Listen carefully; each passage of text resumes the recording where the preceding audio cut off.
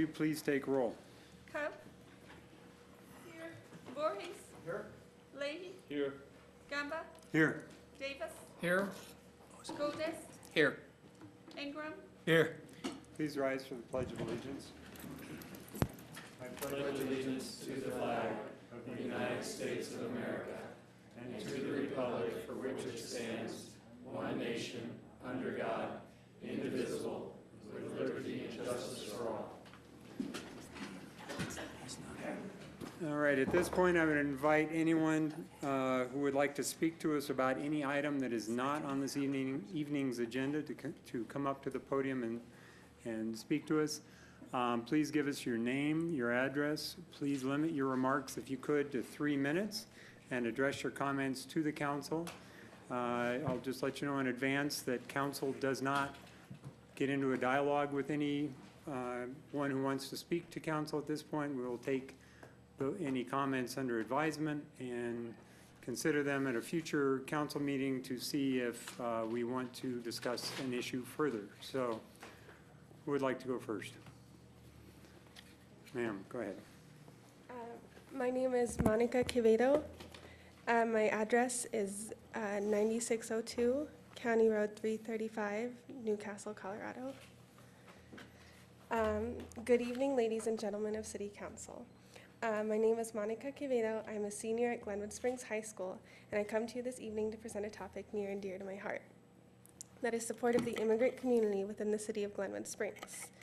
I'm sure you're all aware of the valley that we live in. I myself have never lived anywhere else other than here, but I know that this valley boasts a wide range of people. Since our valley is so diverse, we must protect those that make us unique. As it has been stated before, Latinos make up a huge workforce in this valley. According to the 2015 census, the Latino population comprises 25% of Glenwood Springs. I chose to focus on the immigration topic within my community because it's such a huge conversation that this nation has been having since its founding. For me, this issue hits close to home because I've grown up in a valley rich with a strong Latino community. I've grown up in a valley that honors and celebrates its immigrants while the rest of the nation sees itself being run by politicians who want to round them up and deport them. Throughout the project, I've learned a lot about local government, and I've learned a lot about the impact I can have. I never would have imagined myself standing up in front of City Council requesting the change I want to see happen in this community. I think now more than ever, we need to be more proactive in promoting diversity and protecting our neighbors. Latinos have had a role in this country since the very first days. We fought in American wars. Our rights are your rights. The freedoms that we take advantage of are because of brave Latinos and Latinas. My generation has been fortunate to grow up with any information we could possibly ever want or need, thus making us the most informed generation. As the most informed generation, we millennials have the responsibility and the opportunity to take part in our democracy. At a time when even the President of the United States refers to our friends, neighbors, and loved ones as animals. I think we as a community need to show our immigrant population that they have our respect, and we will protect them from racial profiling and bigoted attacks. This weekend, a video of a Manhattan attorney went viral when he angrily attacked a group of people for speaking Spanish in his presence at a New York restaurant. Glenwood Springs is better than this, and we need to take definitive action to demonstrate to our residents that Glenwood Springs is a place of compassion, empathy, and justice. I'd like to petition Glenwood Springs City Council to adopt a resolution forbidding the Glenwood Springs Police Department from working with or cooperating with federal immigration authorities. I understand that this same policy exists within Glenwood Springs by a statement issued by our police chief, but I'd like to see a formal resolution to have the power of enforceability. I believe that this is important because of all the above reasons. Thank you so much and good evening. Thank you. Thank you. Ma'am?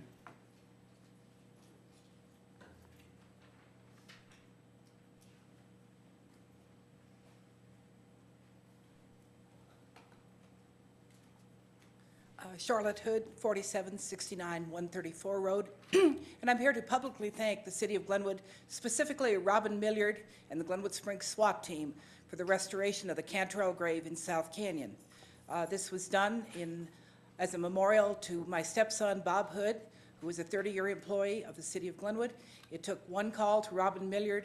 The SWAT team has restored that grave, reset the tombstone, put up a lovely iron fence, and the Hood family has donated a plaque giving credit to the SWAT team and denoting that it is indeed a memorial. So on behalf of the Hood family, thank you. Thank you. Great, thank you. Is there anyone else who would like to speak to us about an item? Thank you. Mayor Gamba, Council. My name is John Goss, the owner and artistic director of the Glenwood Vaudeville Review at 915 Grand Avenue here in Glenwood Springs. I would like to take this opportunity to share some information with you that might hopefully lead to more of a relationship between the Vaudeville Theater and the city of Glenwood Springs. There's been a lot of talk about a performing arts complex here in Glenwood Springs lately, and as we all know, that involves a lot of money, a lot of time, and most importantly, quality management once it is up and going. That's the hardest part. Now, it is extremely difficult to have a venue like that actually pay for and sustain itself through its own ticket sales.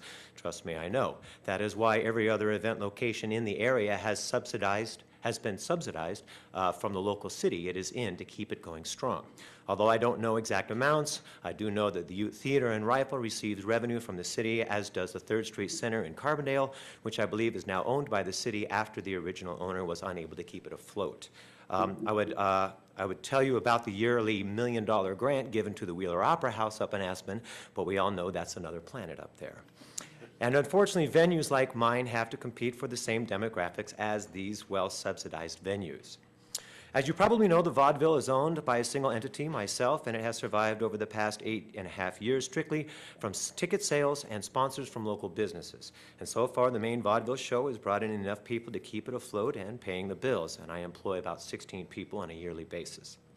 After the past 4.5 years, we have had over 80 special events outside of our regular vaudeville show. Just last night, I made the theater free of charge for a local Ambleside middle school to perform Shakespeare, and although good for the community, it makes it tough to kind of pay the bills and rent on such an awesome location. Now, we have also had numerous top national comedians like Phil Palisol and Josh Blue. These are two big name stand-up comics. Both have been on TV many times, including The Late Show. Plus, we've had a lot of Grammy-nominated and award-winning bands and soloists, including John Oates, who's in the Rock and Roll Hall of Fame, and bluegrass greats like Jim Hurst, who's coming up on June 9th. This June. Now, due to the fact that I only have 160 seats, I am limited by the fire marshal. It's almost impossible to find a price point to bring in these top talents and still keep ticket prices reasonable. One of the biggest costs can be getting the word out and marketing the event through ads in the paper or radio or et cetera, especially nowadays when the media is so spread out in so many directions. If the city is contemplating or looking into putting finances into a venue location to bring more arts and special events into Glenwood Springs, I would like to just offer to make the Vaudeville Theater available for more top names and bands and local events, etc., if I can get a little help from the city. Exactly how this would be done, I'm honestly not quite sure. But with a very minimal amount compared to $1 million or $2 million for a new building and the yearly cost to keep it going, I could make the Vaudeville much more available for top name music, entertainment, and local events. If the City Council is interested, please let me know. Steve knows how to get hold of me. Thank you. Thanks, John. Is there anyone else who would like to speak to us about an item not on the agenda? All right, seeing none, I will close that portion of the agenda and move to council comments. Go ahead, Shelley. Need to turn this on.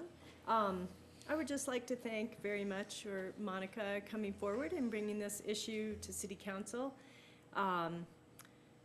I think it's a great start to our consideration and for us to have this conversation.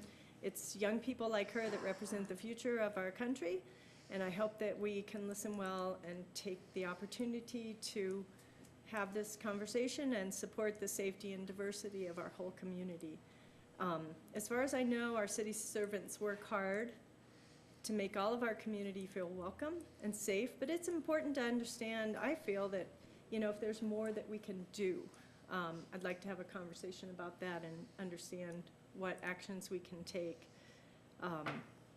As Monica pointed out, if 25% of the population of Glenwood Springs is Latino, then, you know, one of the questions I had when I ran for this office is where are we? Where are they? And why we don't hear from them?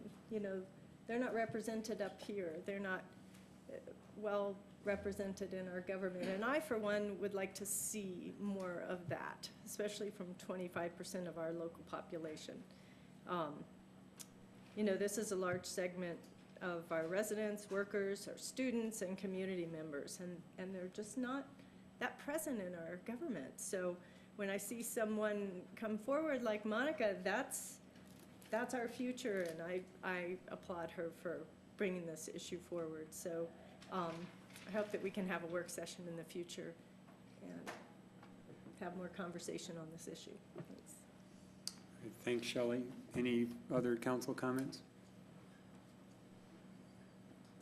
All right, seeing none, I will move on to the consent agenda. I would entertain a motion to approve the consent agenda. So moved. We have a motion by Todd and a second by Rick to approve the consent agenda. All in favor? Aye. Aye. All opposed? Motion carries unanimously. Next item is an update on the South Canyon proposal. I believe there's a presentation by Mr. Beckley.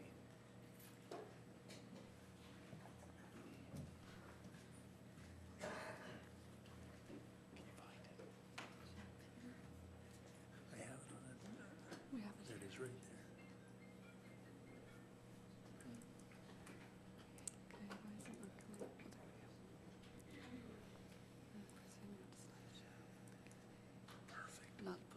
That would be great, thank you. Hello, Steve Beckley, 802 North Traver Trail, Glenwood Springs, Colorado. Thanks for having me today to kind of wrap up this this thing that we've been talking about for the last, I guess, about 6 months. As you know, history-wise, we made a proposal to the city to go out and develop South Canyon, and we got some pushback, so we did a survey, and I'm just going to give the results of the survey and then summarize kind of some of our thoughts. So this is, the first question was, do you want to see South Canyon developed? The interesting thing, 22.2% of the people, there was 512 respondents, so that's a pretty good segment of our population. 22.2% said no, the rest said yes or need more information or some other answer. So in general, it's positive, but there's still a fairly large amount of people that do not want the South Canyon developed. The second question of, if you do want development in South Canyon, what would you like to see? So we gave several choices, the hot springs and no RV camping, the hot springs and the lower RV site only, and the hot springs with upper RV and lower RV sites, or no development. As you can see, if there's some, people would prefer to have everything developed as far as the hot springs and the lower RV site. And I think the upper site was more projected to be a camping site rather than an RV site.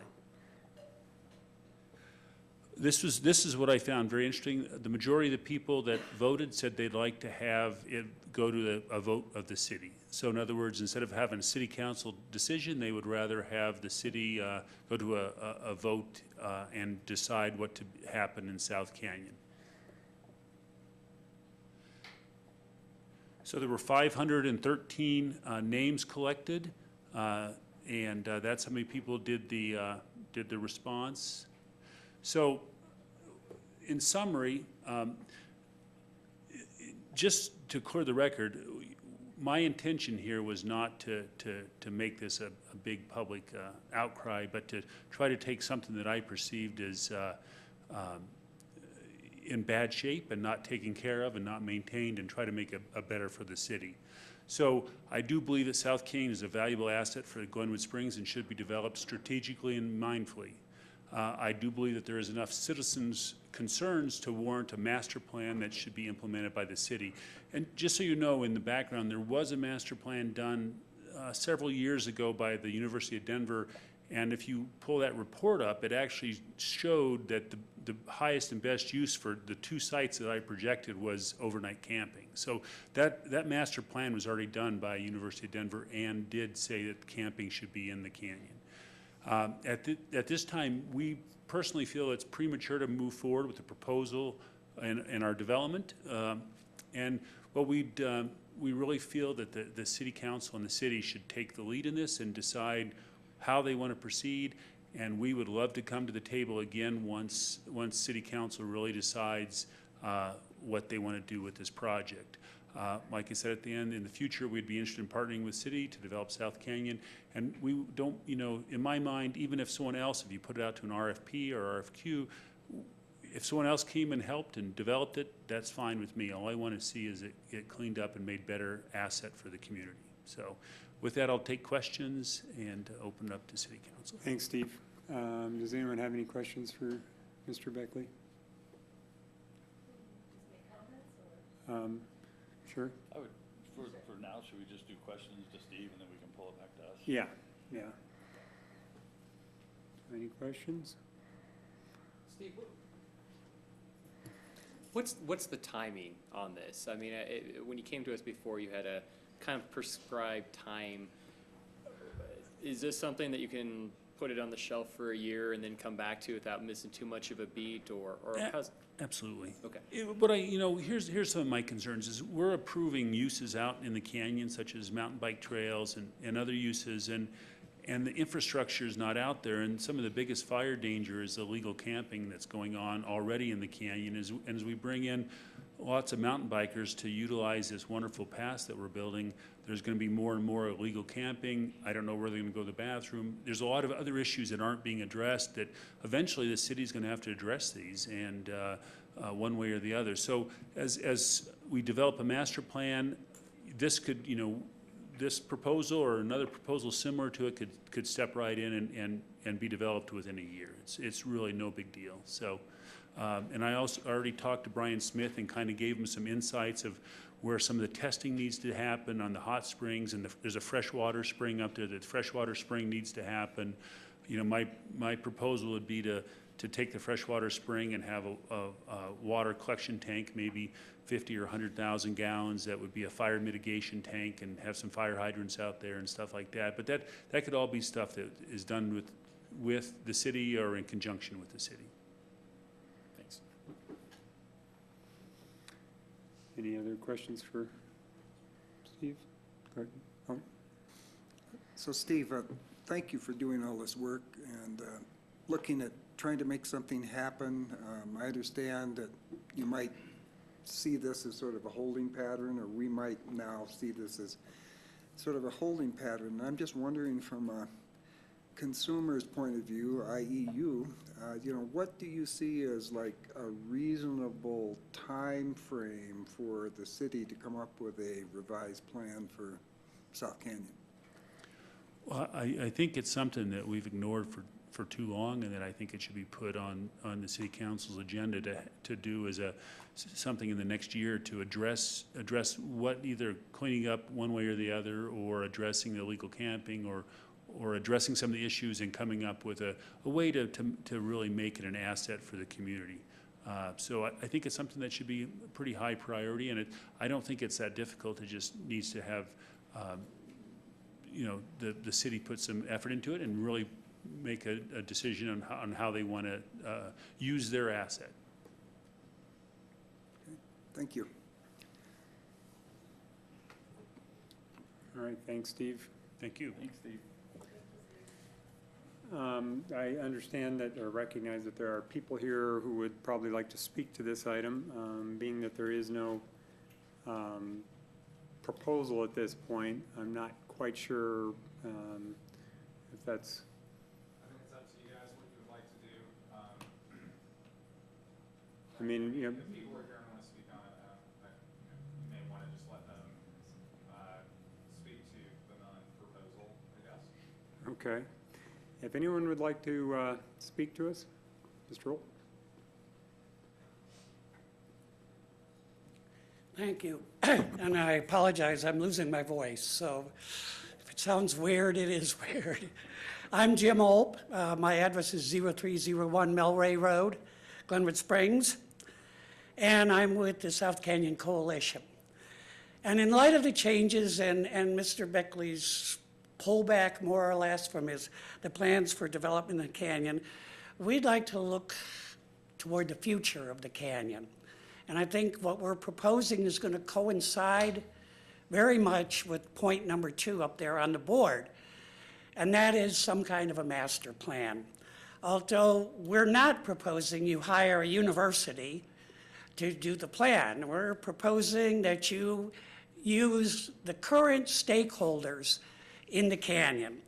And I made a list, and I'll hand this out in case you forget all 10 or 11 of them, but we consider those stakeholders to be the city government, which would be possibly someone from the council or Parks and Recreation, the adjacent property owners, Charlotte Hood, Ty Richardson, Heidi Houston, and others, the South Canyon Coalition, ourselves, the Roaring Fork Mountain Bike Association, Colorado Parks and Wildlife, because there's a huge wildlife population out there, the Bureau of Land Management, because they own the surrounding properties, the landfill operators, who I know are affiliated with the city, but they have something to say, the gun club, because it seems to me they've been there forever, Garfield County, because they control the road, the railroad, which I put down here, but I'm realistic. I've never seen the railroad participate in anything.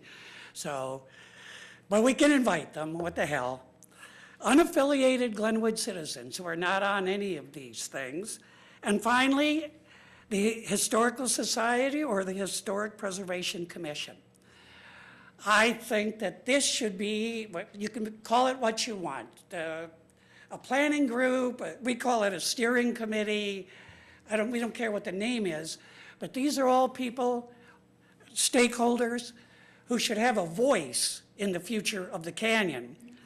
And again, I wouldn't hire some outside agency to do this. I think we can certainly do this ourselves, okay?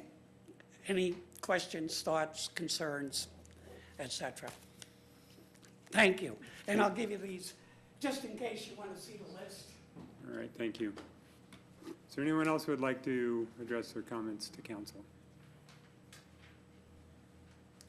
Good evening, Council. Jennifer Vanian, 1016 Minter. There's one other person I would like to add to his list, and that's Mr. Beckley. I would be very much, I'd be very happy to work with Mr. Beckley. I think that's important. I'm going to give this to you. This is a survey that we did. Since Mr. Beckley already told you what his survey said, should I read the survey or just hand it? Ask them. Do you want to hear it? It's only 8 It's, questions. it was 220 people in 7 days. It was first name only because we felt like Mr. Beckley is very well loved in this community, and people have been hired by him and worked with him and maybe a little hesitant to say what they would really say. So anyway, this is our survey.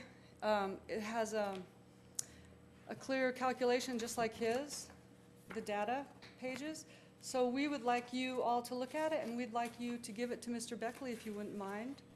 So there's one for each of you, and I would love for Mr. Beckley just to look over the comments. All right, thank you.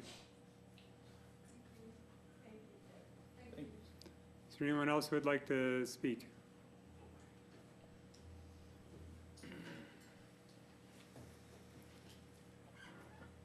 I'm Ty Richardson, 3135 County Road 134. I guess maybe I'll call myself an unfortunate South Canyon resident. That being said, honestly, you guys, if this thing was 10% as bad as it's made out to be, I wouldn't be living up there. But when I think of South Canyon, I think of two things: the incredible fire danger and the incredible open space. Let's not take lightly the fire danger in South Canyon. It's real. A resident of South Canyon almost died in the 2002 coal seam fire. Let's not second guess the safety of the visitors in this canyon. Let's make sure South Canyon is a day use only area. And let's make sure the Glenwood Fire Department weighs in on this issue. With the South Canyon Coalition unable to get our hands on the Glenwood Post and the KDINK radio surveys, The coalition felt we needed to do our own survey. I personally felt that our survey should also segment out citizens that use South Canyon. Of the 54 surveyed at the South Canyon Recycling Center, 49 said no to development, 1 said maybe, 4 did not answer. As you all know, Mr. Beckley's survey said 50% support full development, upper RV, lower RV, and the hot springs pool. I find this a total disconnect. This is not the reality of the people who use and enjoy the canyon. Of this 50% for full development, how many people have been to South Canyon, let alone know it's a city park? Sadly, Glenwood Springs is one of the few Colorado tourist communities that does not belong to the Colorado Open Space Alliance. It's sad because as many Colorado cities and counties are expanding their awareness and efforts to not only maintain, but they are expanding their open spaces. It's not been on our city's radar screen since Mayor Durrett. We need to put together a South Canyon Steering Committee, citizens that truly understand the complexities of the canyon and have the preservation of this unique area at its highest priority, and it can be done. Thank you. All right. Is there anyone else who would like to speak on this matter? All right, seeing none, I'll close it to public comment, bring it back to council for any council comments before we move on to the next agenda item. One more, I think. She just has a little short thing to say. If you don't mind. Hi, I'm Michaela Richardson. Address is 3135 County Road 134 up South Canyon. And with regards to the backing out of the full development right now, and as we decide what we should do with the canyon, I think it's really important to urge that it's a day use area and also a non-alcohol use area. I think that is one of the #1 problems with South Canyon, and so if we want to do something with it, you have to, it'd be very encouraged to make it just a day use area. Thank you. Thanks. Okay, now I will reclose the public comment and bring it back to council for any council comments. Jim? I'm sorry. Actually, Shelley had her button pushed first. Shelley. Oh, okay. I'll keep it somewhat brief. You know, this has been a bit of a painful process, but I'd like to thank Steve Beckley for coming forward with the idea and putting this out there. It's unfortunate that you took some heat for that, because I think there are some very good ideas there, but I think we'll get there eventually. Actually, I'd like to just humbly say that I think this, as a city, we could have done a much better job of being out in front of this and looking at a better planning process. It's a large piece of city property. It's a beautiful area. There's a lot of competing interests there and common interests there. So we need to have a good public process, and a lot of those stakeholders, Jim, that you read right off are right on there, and I think you covered most of them that I can think of, and I just feel like it doesn't need to be a big, huge, expensive process. Maybe, you know, I have confidence in our staff and all the different departments that we can run a good public process and put together a plan to move us forward on the canyon. But I'm sure we'll have some discussions about that, but I think we can get there hopefully in the next year, or within, we'll have to see what the staff bandwidth is to do that, but I think we can get that and then move forward with our plan out there. So that's what my hope is for this. So thanks. Thanks, Shelley. Jim? Yeah, thanks. I guess I'll also be brief. Echo your comment, Shelley, is gratitude to Mr. Beckley. Whether you agree with that initial proposal or not, it certainly put the issue on the table, and that there are issues, in my opinion, in South Canyon that need to be addressed. And so I don't know what the ultimate plan, what development, what it might look like. We need to figure that out. My hope would be maybe a little faster, maybe in the next 6 months, but maybe I'm impatient. And I think figuring that out does need to involve us as the city council, our citizens, those that were on that list, and maybe that last number, the unaffiliated, may be a fairly sizable number. They may not be the ones that have been involved so far, but could be and should be the beneficiaries taking advantage of what's a fabulous city asset up there. I'd like to see more than a small group of people enjoying South Canyon. And so I think we ought to get all of those people involved in this process, and we'll have a much better idea. I appreciate also Mr. Beckley's agreeing to kind of step back, let this process and the city council do our job, and yeah, perhaps I wish we had gotten out earlier or whatever. Maybe it would have been a little less difficult, but anyway, we are where we are. We know we've got an issue. We have some opportunities there, and I'm looking forward to tackling them. I'd also like to thank members of the South Canyon Coalition. I spent, when this first came up, I had spent an hour or something in South Canyon since I've lived here. I've probably spent 15 hours in the last 2 or 3 months, including 3 with Ty, who was very generous in his tour. So anyway, I'd like to thank the coalition. I'd like to, again, thanks to Mr. Beckley, and look forward to a broad number of citizens commenting and helping us form what the plan will be. And hopefully we will have something that we can put on a ballot to the citizens in 6 or 8 months. Thanks. Thanks, Jim. Any other comments? I'll make one follow-up comment to that.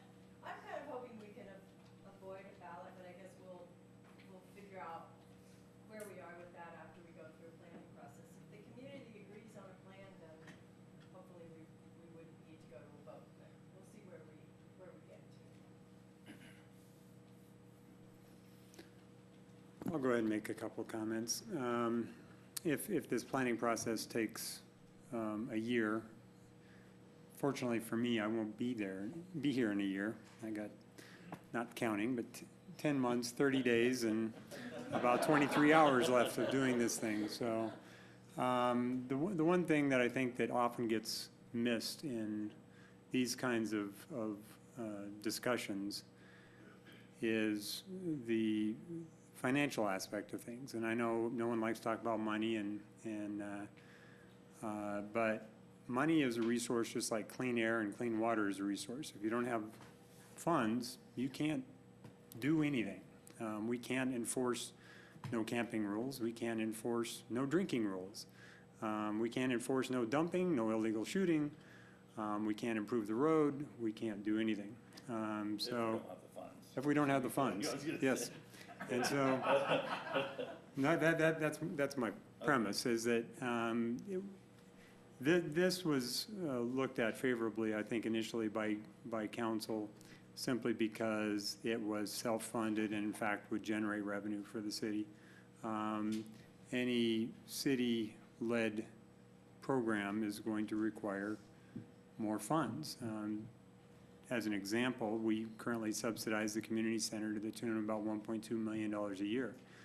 We can't afford another community center. I just think that the practical issue of finances needs to be understood and considered when this master plan is put together. So, all right, we'll move on. Next, we have an air quality study with a presentation by Ms. Hill.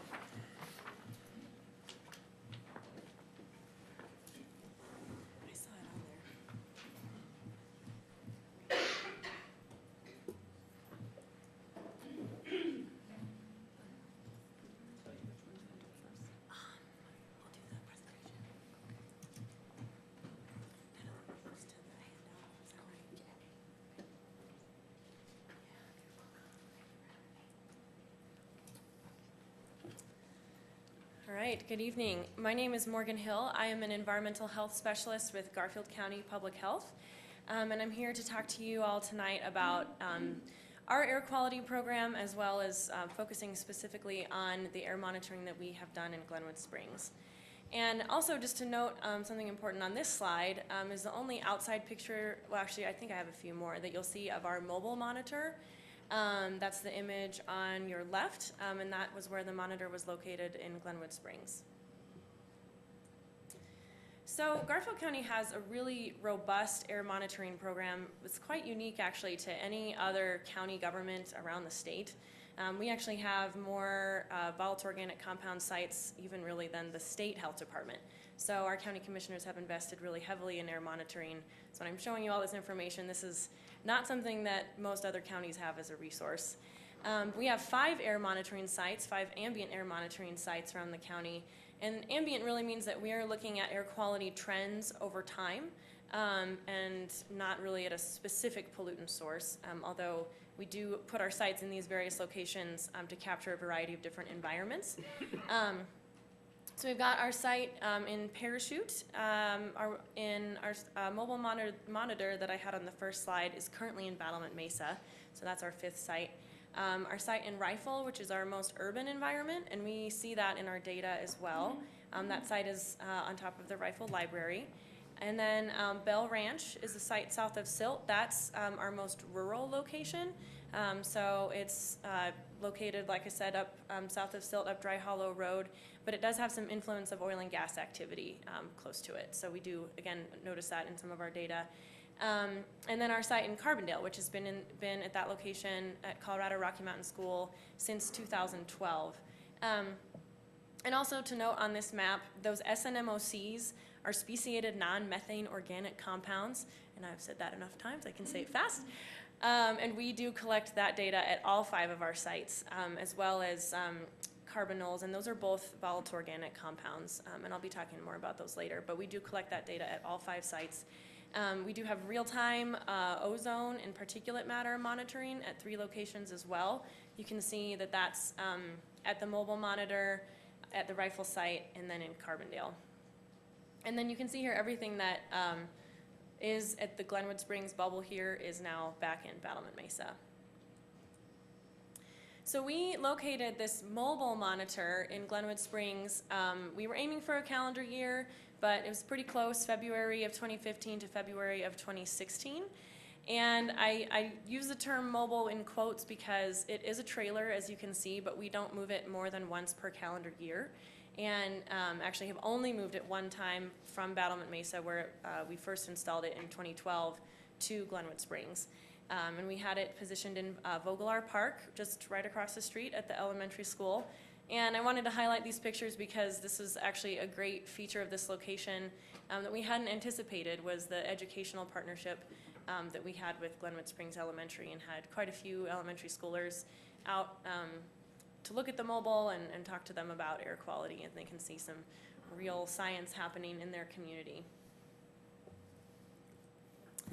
So now I'm going to talk about the pollutants that we actually collect at these sites. So we have these criteria pollutants, then I'll talk about volatile organic compounds in a few slides. But criteria pollutants are collected in real time. That means we report hourly averages at 3 locations around the county. And that mobile monitor that you saw in the last couple pictures, this is the inside of the mobile. So in the mobile we've got ozone, real-time particulate matter, and oxides of nitrogen. And then the Rifle site has all of those as well, except for the oxides of nitrogen. And Rifle is actually the site that we contract with the state that determines our regulatory compliance with the standards. But all of these pollutants are regulated under the NAAQS, the National Ambient Air Quality Standards. There are some other air pollutants, such as carbon monoxide, that are regulated under the NAAQS, but we don't collect data for them in Garfield County. And this is just a picture of Anna Cochran. She's our field technician for the air quality program. Some of you may know her. She's a Glenwood local like myself. And I'm the air quality program coordinator, although I did start as the field tech. So this is some of the data that we see for these criteria pollutants in Glenwood Springs specifically. This is what's called the Air Quality Index, this table on your left. And these are, again, set by the EPA under the Clean Air Act, the National Ambient Air Quality Standards. And something really important to note here is that Glenwood Springs spent a lot of days in the good category for all of these pollutants. And actually, I'll note on this slide that we've got these two categories of particulate matter, PM10 and PM2.5. And PM10 is particulate matter 10 microns in diameter and smaller, and that tends to be more dust, whereas PM2.5 is PM2.5 microns in diameter and smaller, and that tends to be smoke. So say we had a wildfire event, we would be looking more closely at PM2.5. Like back in, I think it was August of last year when we had the influence of the wildfires from the Pacific Northwest and California, it was PM2.5 that we saw influenced in that data. And we have these other categories here: moderate, unhealthy for sensitive groups. Note you spent no days in the unhealthy for sensitive groups category, at least in 2015. And certainly no days in the unhealthy. And there are even some categories below that, but we don't report those because we've never had any days in those categories, so, which is good news. And here on the right is your daily 1 hour nitrogen dioxide maximum. And actually our nitrogen dioxide levels here are so low that the state health department uses them as like a background measure, because we just don't have a lot of those urban influences that nitrogen dioxide comes from. So again, really good news on the nitrogen dioxide front. And we see that in Battlement Mesa as well, really low NOx levels. And then we also collect real-time data on particulate matter. So I was just talking about those two different sizes here. PM2.5 is roughly 1/30th the width of a human hair. PM10 is roughly 1/7 the width of a human hair. And actually, we are a little more concerned about 2.5 than PM10 because those smaller particle sizes can get buried more deeply in the lungs and cause more long-term health risk, whereas PM10 can certainly make you cough. We are concerned about it, but you typically can actually cough it out, and it doesn't cause long-term health problems. Again, PM2.5 generally is more smoke particles, and PM10 is more dust. So here's some of the data. The top graph is your data from Glenwood Springs in 2015 for PM10. Note that the standard for that is 150 micrograms per cubic meter for the 24-hour average. Really low levels of PM10. And then the bottom graph is PM2.5, so this is the smoke particles. And we've tried to figure out the best way to display this data so that it's meaningful when Glenwood is just this one point along our graphs of years of monitoring at some of our other sites. But you can see Glenwood Springs is that little blue dot. So actually, Glenwood had lower particulate matter levels than a lot of our other sites. And 2012, probably a lot of you remember, I think it was the Pine Ridge fire in DeBeck, and we definitely saw some influence from that fire in our data, and that was why Rifle had that uptick from previous years. This is our data for ozone. So I was just talking about nitrogen dioxide or nitrous oxides, and these actually are one of the main components for ozone. Nitrogen oxides and volatile organic compounds, we say, bake in the presence of sunlight to form ozone. So ozone isn't a pollutant that is emitted directly from any source, but rather is formed in the atmosphere. And so when we talk about if, which we don't, but if we did have an ozone problem, like the Front Range, you can't look at reducing your ozone sources, you look at reducing your VOC and nitrogen dioxide sources. So these are the levels of ozone on that top graph there. This is the daily 8-hour ozone maximum, and the standard for that is 70 parts per billion. And that's actually the standard is, if I get it right, the 4th highest daily maximum over a 3-year average. So we were well within the standards, as you can see in that lower graph for ozone. And the rest of Garfield County stays at that point as well. All of the county is in attainment of the ozone standards. And again, that little blue circle there, which is on top of Battlement Mesa and Carbondale, is where Glenwood fell that year. So then we also collect this data set of volatile organic compounds. Again, those are at all 5 of our sites. And there are 2 categories of these, the speciated non-methane organic compounds and carbonyl compounds. And together, these contribute or mean that we collect data for 90 compounds. It's 78 of the SNMOCs and 12 carbonyls. And 21 of those are considered hazardous air pollutants, so that's why we collect this data. One of the reasons is because they can be hazardous to human health. They do contribute in the formation of ozone, and many of them are also greenhouse gases. And these, unlike our criteria pollutants that we collect real-time data that you can go on our website, which I'll show the link for in a minute, and see at any point in time what those levels are. The VOCs we collect in these canisters, ship them off to our lab in North Carolina, and then get the results usually about a month and a half later. So they're not an instant thing, but they do provide really great data. And they're sampled every 6 days for 24 hours. We put them on a 1 and 6 day schedule so that we can be capturing a different day of the week every time they rotate through. It's not just always on Tuesdays or something. So these are some of the data highlights of our VOCs. And this graph does stop at 2015 because this is what we had, my charts that focused on this time frame. Some of our other charts, again, it's been a little bit tricky to convey this data. But you can see here, I circled where your total annual averages fell for VOCs.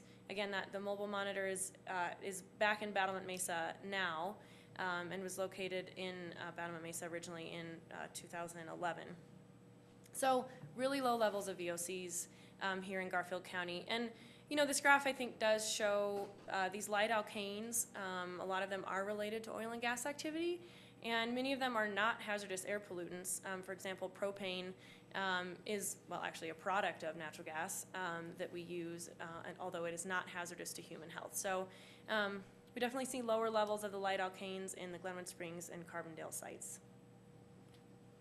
And also, something great to note is that we do have obvious downward, statistically significant decreasing trends in our VOCs at all of our sites beginning in 2008. Well, really, it started in 2008. I think we really saw those go down in 2010. Here are a few specific VOCs. And these are, I didn't focus on ones that are more specifically oil and gas related. We did see lower levels of those comparatively to what we see for the two that I use here. Benzene is a known carcinogen. And so, you know, a lot of folks are concerned about that, and we definitely pay really close attention to it. And levels of benzene here are definitely well below any health risk thresholds in Glenwood Springs. You know, and not as different from some of our other sites in the western part of the county, but again, low levels there. And then formaldehyde, which both of these are pretty ubiquitous to industrial activities. They come from vehicles. They do come from oil and gas development. Actually, your most acute benzene exposure source is when you fill up your tank with gas. So I always take a few steps away when I'm filling up my gas tank. But again, just to note that these come from a lot of different things. But that formaldehyde levels were pretty consistent with the rest of the county, but low and not contributing to a major health risk here in Glenwood. So all of this data is available on our website. Again, we do have all of the criteria pollutants that I was mentioning available in real time. So if it's ever a hazy day, you're wondering what your air quality is like, you don't have to wonder. You can go to our website and check it out. Even though we don't have a Glenwood site, I feel like Carbondale is often pretty representative of what's going on in Glenwood. And you can just click on this link. The easiest thing actually is just to search Garfield County air quality, and we make sure that that's the first page that comes up. So you should be able to check that out, look at our air quality in real time. We do annual reports for every year of data that summarize everything that I've talked about in a lot greater detail. We include that information on meteorology, the criteria pollutants I talked about, and as well as volatile organic compounds. And really every data point that we collect for VOCs is available in those reports. So we aim for transparency with this program. And we also put together a citizens newsletter that's about 5 pages long every year summarizing our data. We figure that probably 60 pages of pretty technical information isn't exactly the best evening reading, so we want to give people something that they can understand and digest easily as well. So that all is available on our website. And that's all I have. Thank you. I know Any you guys questions? have them. Rick? Thank you, Morgan. Yeah. Really interesting stuff. I've just got 3 quick questions. It looks like we, in Glenwood, did this for 1 year. Are there any plans afoot to do it again? And the other part of that question is, do the other communities do this all the time, and we're just sort of got a snapshot? Would that be fair? Yeah, so we actually started off this program from 2005 to 2007 with a much greater quantity of sites. We had 14 sites around the county, one of which was Glenwood Springs. And we took that data and then prioritized the locations that we felt like we should continue monitoring in because Glenwood's levels were not of concern really from an air quality standpoint. So that's why we don't have a consistent monitoring site here, but we do in other areas. And really when we put the monitor in Glenwood in 2015, it was kind of a like, well, we haven't done monitoring here for a long time, so let's put our monitor in Glenwood, and didn't know at the time that it would be of such interest to the city related to this proposed mine expansion. But I do know that that data is potentially being considered for some modeling and other things like that. We don't have plans to move the monitor back to Glenwood in the short term, largely because where it is in Battlement Mesa, there's just a lot of air quality concerns related to oil and gas development, so we felt like that was the priority. But we're always open to input and can talk about different strategies for doing some air monitoring here again in the future. Okay. Just two other questions, and these will go fairly quick. So, what accounts for Glenwood's relatively high ozone level when the other communities maybe aren't at that level? Well, I mean, I think that Glenwood's was, obviously it was a little bit higher in 2015 than we saw at some of our sites in 2016. And we're actually, I'm not really sure why that year was a little bit higher. Again, because it's, even though it was a slight bump, it was still low. We weren't as concerned about that. I think, the sources of ozone, again, ozone isn't emitted from a direct source, but what we might have of nitrogen dioxides and VOCs here in Glenwood would be probably more related to vehicles, because that would probably be our main contributor. Okay. But we do have some industry here and other things. So And actually, it's sort of like a one-off piece of data right now. The last question is the VOCs. I know there are like national standards for a lot of the things that we're looking at, but not necessarily for VOCs. Yep, exactly. So all of these, the criteria pollutants they have these set standards, which are based largely on health risk under the National Ambient Air Quality Standards, whereas VOCs don't necessarily have a set threshold. We're not like in compliance or not in compliance with some level of VOCs. We do compare them to health risk values, and some of those are done by the CDC, and actually California has done a lot of research that we use to compare our VOC levels to evaluate how they stand out related to health risk. But again, they don't have a set standard. Okay. Thank you. Thanks, Rick. Any other questions for Morgan? Yeah. Morgan, I know other communities in our valley have bans on wood-burning fireplaces, stoves, idling ordinances, things like that. What are some things that Glenwood's not doing to address air quality standards that could make a difference and are kind of the easy things that we should be looking at that maybe we're not? If you're familiar with what we do and don't do in Glenwood, I guess. Yeah, well, and I guess I know we have an anti-idling ordinance here in Glenwood. We do, right? Okay. So that's definitely can be kind of a low-hanging fruit, I guess, in benefiting air quality.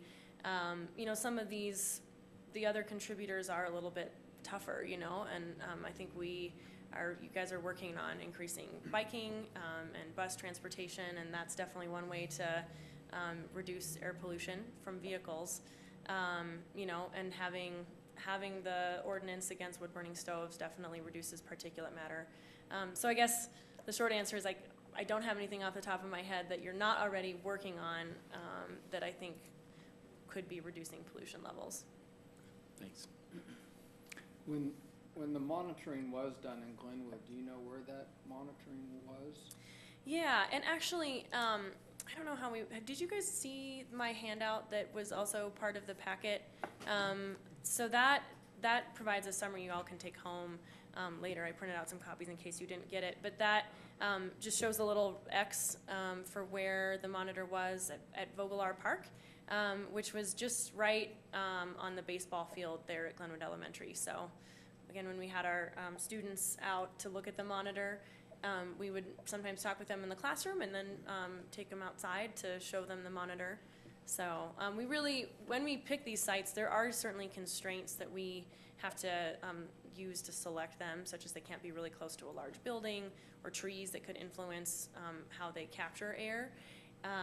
And then we also wanted to be capturing both air sheds, we call them, from the Roaring Fork River valleys and the Colorado River Valley.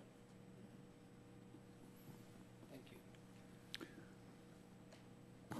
I have a question for you.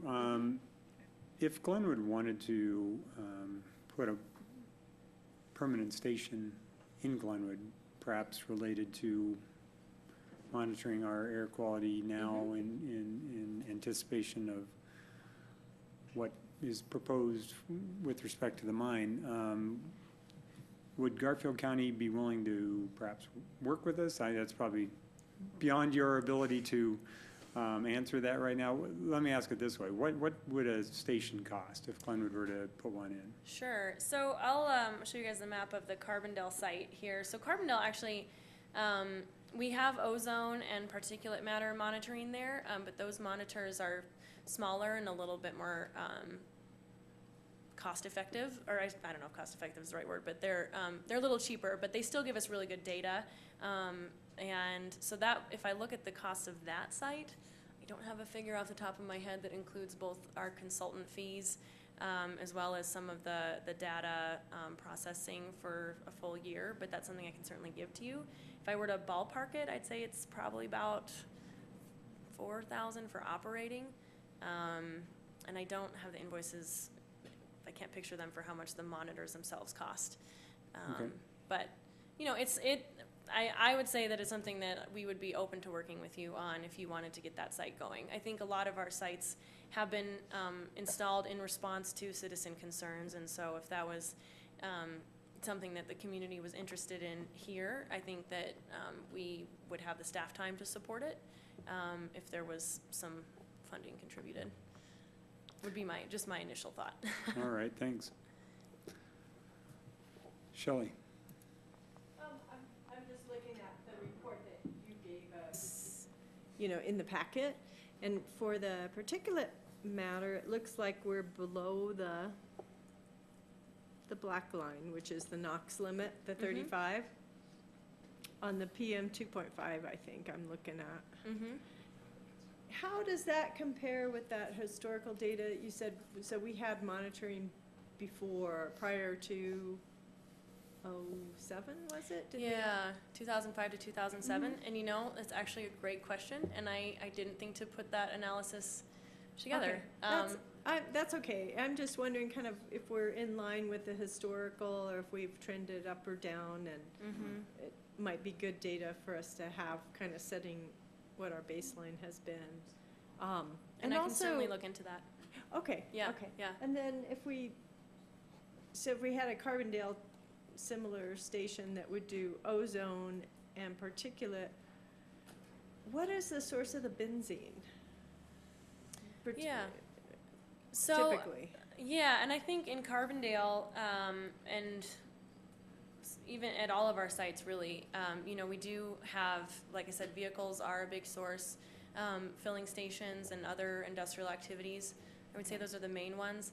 And actually, the county just funded a $75,000 study, it's called a source apportionment study, that is looking to really answer that question of what the sources of our VOCs are. Okay.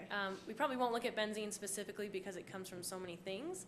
Well, I mean, we will look at it, but there are other VOCs that can be attributed more closely to oil and gas versus vehicle traffic, and actually a lot of VOCs do come from vegetation, about 30%. Okay.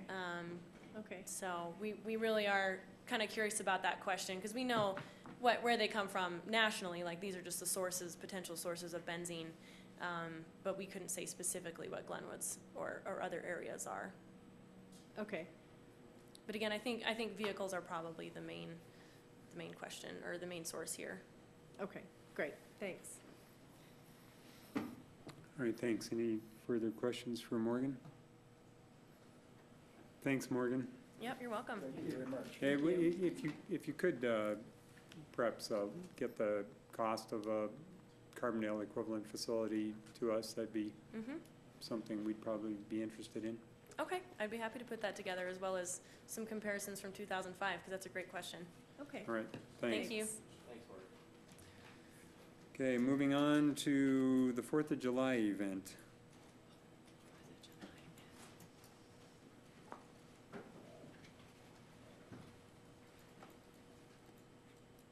Good evening, Mr. Mayor, members of the council.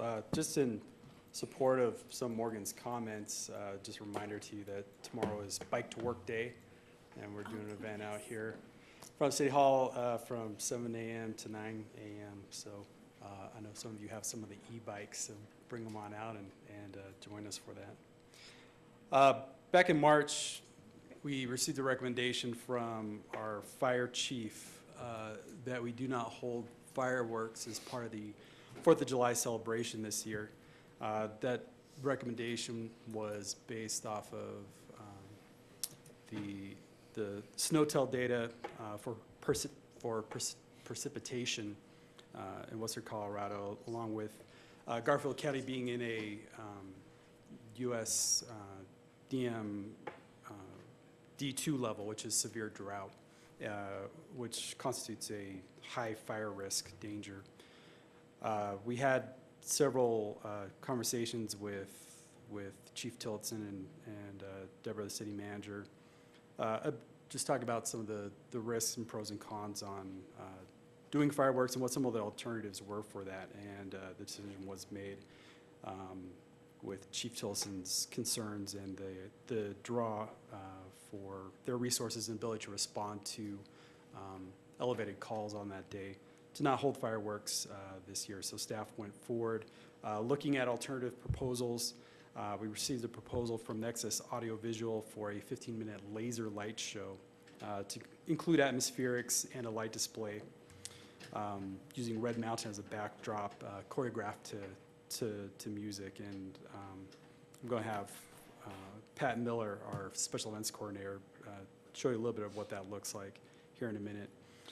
The proposal is for $14,619 for a 15-minute show. Just as a comparison, our fireworks show last year was just under about $20,000 for a 10-minute show. We are working with the fire chief and the fire department. They did receive a support recommendation from the Rural Fire Protection District in support of their decision. We are working with them to develop parameters for a quantitative decision analysis that would identify a threshold where we can make a determination on whether or not to hold fireworks for the year based on data and the risk level. We did communicate with some of the surrounding communities, see what it was they were going to do this year.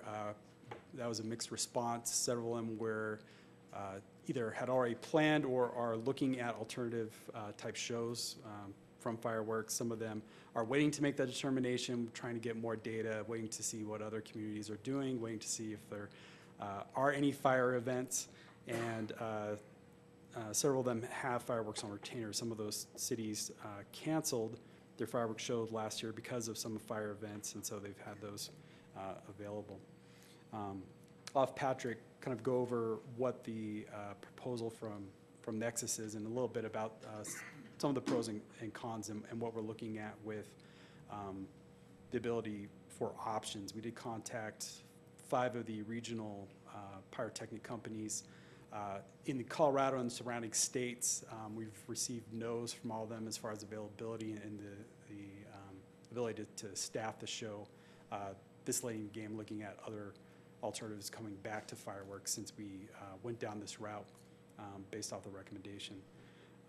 We can still pull it off. That's not saying that we cannot do fireworks. It's just going to come at a premium cost to the budget.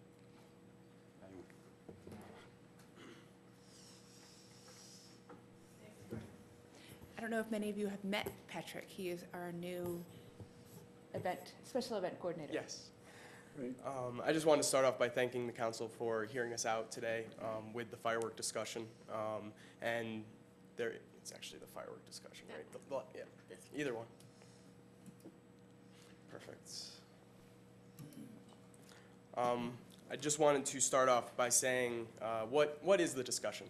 We have made changes in the past. We have gone with low firing fireworks, but with the very apparent low precipitation year of this past winter, we have definitely started to look at the options of what we can do beyond fireworks. And as you can see from these two photos, we do not want to have any of these wildfires occur. We have been pushing out lots of educational pieces. We have been pushing out lots of different information to our community about the very high wildfire risk for this year with the low precipitation of this last winter and also the very apparent low precipitation of this spring. It's been very dry. So we did not think that having a fireworks show in the valley would align with the information that we are pushing out to our public. We as the city staff understand that there is a lot of patriotism and a lot of correlation between fireworks and the 4th of July and drawing numbers and bringing people out for a great spectacular show. And as I said, we have made these changes already with low firing fireworks so they do not create such a spark and such a large show. And the real question is, do we think it's enough to make a solid change for the fireworks and the fire risk? So we really have to think about the risk versus the reward of having fireworks. Is shooting balls of flames into the air the smart decision when it comes to the safety of our overall guests and the information that we're pushing out to everyone?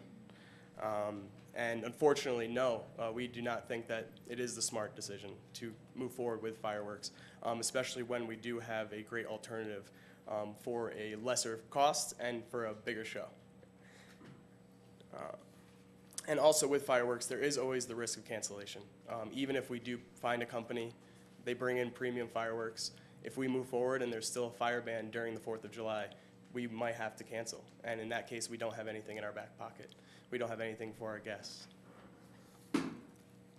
So without fireworks, what are the options?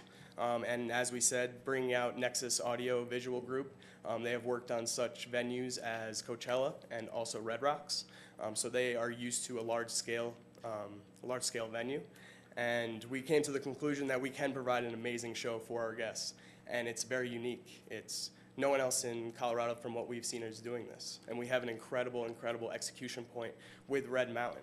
And with the softball field, we can create an atmosphere above the softball field to project through. It's not the entire show. That's just kind of an added bonus with the fog, if you will, above the softball field. The actual execution point will be on Red Mountain. And there'll be waves of color, it'll be choreographed to music and sound, and we really have a viable option that will not require cancellation, even if we do have a fire risk. So the details of the show, as you could read here, these are the specifics sent in from the invoice from the Nexus group. They will bring in 6 22-watt light space lasers to project onto Red Mountain. That will create an entire spectacle of about 1,200 plus square feet as their quote-unquote screen, if you will. They're also bringing in uplighting under trees and along fence lines to really enhance the show and make it seem like an overall show for the people. It's not just one firework display in one area. It is Red Mountain. It's above the softball field. It's under trees. It's on the fence line. It's an overall show in the entire park. And just to go over some of the pros and cons of the laser show, obviously the pros, there is no fire danger with shooting these lasers onto the Red Mountain. There's no heat index with the lasers. It's not that kind of laser. It's very unique and it's a built-in fail-safe even if we do have the fire risk. We as the city definitely would benefit with this share-worthy event. Definitely there's a huge push with social media and experiences that people can share and entice people to come here. It's a parallel, if not cheaper cost to what the fireworks would cost. As Brian mentioned, we were just short of $20,000 for a 10-minute show. This would be $14,000 for a 15-minute show. And it would hopefully add a lot of value to people's 4th of July experience. It speaks to all generations. We would be playing a mix of classic rock and country and classical music. It would be no hip hop. It wouldn't be an EDM show or a techno show, as some people think about when they think about laser shows. And it could be a viable option if we continue down this road of having wildfire dangers. We've had a drought season for the last 12 years, and this might be one of the worst ones yet. So if it is something that is a spectacle and people enjoy and share, it could be something that is an option down the road. So we could do a hip-hop show later? That's the council's discretion after they see the first one. Was that Todd's recommendation? And a major piece of this is that we do rely a lot on the police and fire staffing for the fireworks. We create a human line of these personnel next to the fireworks, making sure that our guests do not go out there and do not get hurt by these fireworks. And that draws a lot away. If there is a fire, if there is an emergency during this day, they're all in Two Rivers Park. They are not at the station. This would be a huge disconnect between the risk of bringing them all out. With the laser show, they would not need to be there in the abundance of numbers that they have. To go into the cons, it's not fireworks. It's not a huge explosion in the sky that gets the oohs and ahs, and you know, really, people know the tradition with fireworks in the 4th of July. One piece of it is weather dependent. If it is windy that day, the fog atmosphere above the softball field would not work, but that's not the main show. The main show is on Red Mountain, and it doesn't matter how much wind we get, it will still be able to go on. If we get rain, either way, with fireworks or with lasers, it doesn't matter. The people will probably not show up if it's pouring rain. And then obviously what I just mentioned with the connotations with the laser show, it's not going to be a techno show. It's not going to be EDM. It's not going to be loud, loud, loud music. It's going to be family-friendly, family-oriented show.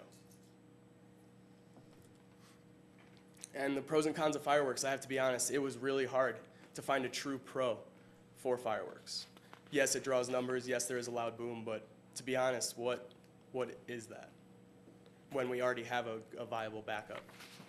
The cons, there's a high fire risk in a drought season. There is a lot of bad environmental impacts from a fireworks show. There's lots of trash and litter. It takes us about 2 hours plus days afterwards to pick up all the trash and litter that the fireworks create in the park. There's also, noise pollution. It's very loud. Not everyone in the park, not everyone who lives around the park wants that. But with this, we can really control the noise. With the laser show, we can really control the noise and focus it in the park. We've been really trying to push a lot of Go Green initiatives. The sulfur that the fireworks emit into the atmosphere is not good. It's harming our atmosphere, and it's not good to breathe in for anyone who is breathing that in. It's just not a great thing. And then the emergency personnel, again, they're all on staff they're all at Two Rivers Park if we have a fireworks show. So they're not in the station. They're not ready to go if we do have another emergency.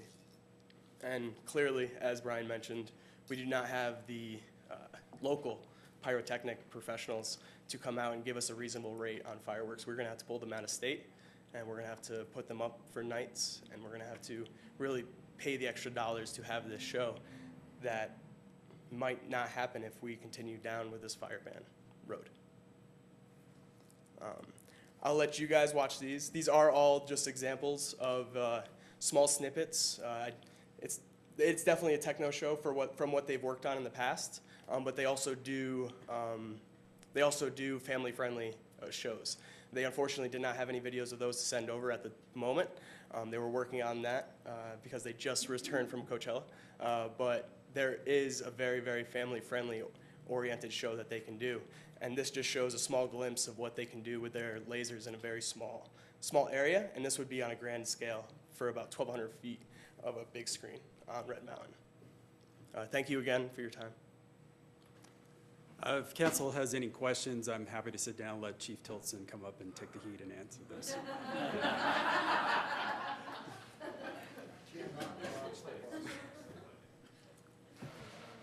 Shelley, your button was flashing, is it? So I just had a question kind of on the music. I know it's a Summer of Music night, and I don't know what the plans are that night or who's playing, if it's Symphony in the Valley. Traditionally, we've had them play at 4th of July. Will that be going on this year? Do you know? So this is an oddity of a year with it falling on the Summer of Music night. Right. The Summer of Music has actually already booked their shows for that evening. Okay. This is the one year we will not be utilizing the Symphony in the Valley just because for a 30-piece band, it's a little bit much for a 15-minute show to bring them in, set them up, and we wouldn't even have the stage to utilize because those other bands would be utilizing that space. Okay. So they have a music lineup, but unfortunately this year we are not bringing in the Symphony in the Valley. Okay, that makes sense. So then when the laser show comes in, they do their own music? Is that Yes. how that will work? Yeah, Okay. the Okay. laser show will provide that So- music choreographed. So basically in partnership with Summer of Music, they'll be providing the stage entertainment, and the vendors there in the city will be doing the field entertainment and the show finale. Okay, great. So will the laser show part have kind of a 4th of July patriotic theme kind of, are there, I would assume, but Yeah, I'm not you sure. know, it's, yeah, as much as a laser show can, right? Can, I mean, you don't right. usually think of, Well, that's- usually you're I'm trying thinking of to like visualize Pink it. Floyd in a planetarium, right? And we kind of moved beyond that 90s version of laser shows. This will be a lot more Okay. spectacular, but yeah, we'll touch on that, but it should be pretty entertaining. Okay, nice. Okay, thanks. And they may have changed their mind, but last year after the event was over, Symphony of Valley told us they didn't want to come back because they got hit with the debris from the fire show. Well, so did I. No, close. But they were really unhappy On the about that. blankets where we had to back up when something went awry, so, yeah. Will this include Mayor Mike and his Uncle Sam outfit and stilts? Nope, I can guarantee it won't. We can project an image of him on Red Mountain like that. Well, I wanted to say thank you to both of you for putting together a very good presentation, kind of all the pros and cons, and giving a good explanation of the information for us. Thanks. Rick? Yeah, just real quick, before we get to the fireworks, kind of figuratively, can you just riff a little bit on what's going to happen during the day, if anything? Yeah, absolutely. So during the afternoon, our activations will kick off at 5 p.m. That's when we will also work with Summer of Music. They will open up all their food and beverage vendors. We will also have lots of kid activities. I'm working diligently to hopefully get chainsaw carving demonstrations and other kind of live acts for the day, and kind of have that overall activation day so that people are always entertained, people are always taking pictures and feeling like they are engaging with the event. And then the music will actually kick off at 6:30, so that only gives about an hour and a half cushion in the beginning that we really need to activate with them. We will have music being played from the speakers throughout that entire time. We'll have a bubble zone, if you will, for the kids, bounce houses, and also other activations that adults will like. We have a beanbag toss tournament, possibly. We're still working out the details on that, but First Bank will hopefully be sponsoring those kids' activations so we can really blow it out of the water and put a lot of dollars towards that so people always have that takeaway. So, and do we have like a schedule that we're going to put up on a poster and start Yeah, getting the word lots out? of schedule of events will always be on our website as well as at the site. We are bringing in lots of signage to kind of direct people and navigate people throughout the park with the different zones, if you will, because the baseball field, softball field will be the main activations for kids and adults to interact with. And then we obviously have the music and vendors just outside the softball field for that activation. So the entire the Two Rivers Park will be activated for the 4th of July. So, and the Lions Club's doing the 4K race in the morning? Is that They on are the radar Firecracker screen? 4K. They will be doing that as well, yes. And we are working with the military for a flyover as well. Oh, what time is that? We're working through that. Are you working through it? Okay. Typically, the latest they return to base is 4 p.m. With our events kicking off at 5 p.m., we're thinking about doing it during the Firecracker 4K to kind of kick everything off. But then if we could get a special exception, they will be flying over at 6:30 p.m. for the start of the music. We'd sure invite you all to participate in the Lions Club 4K in the morning at 8:30. And I'll be the official timekeeper, and so, you know, if you want to get a personal record, just let me know before.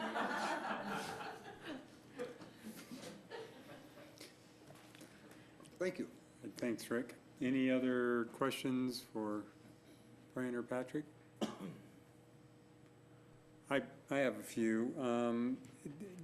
In your investigating the laser show, did you look at different vendors, and if so, how'd you come up with these guys?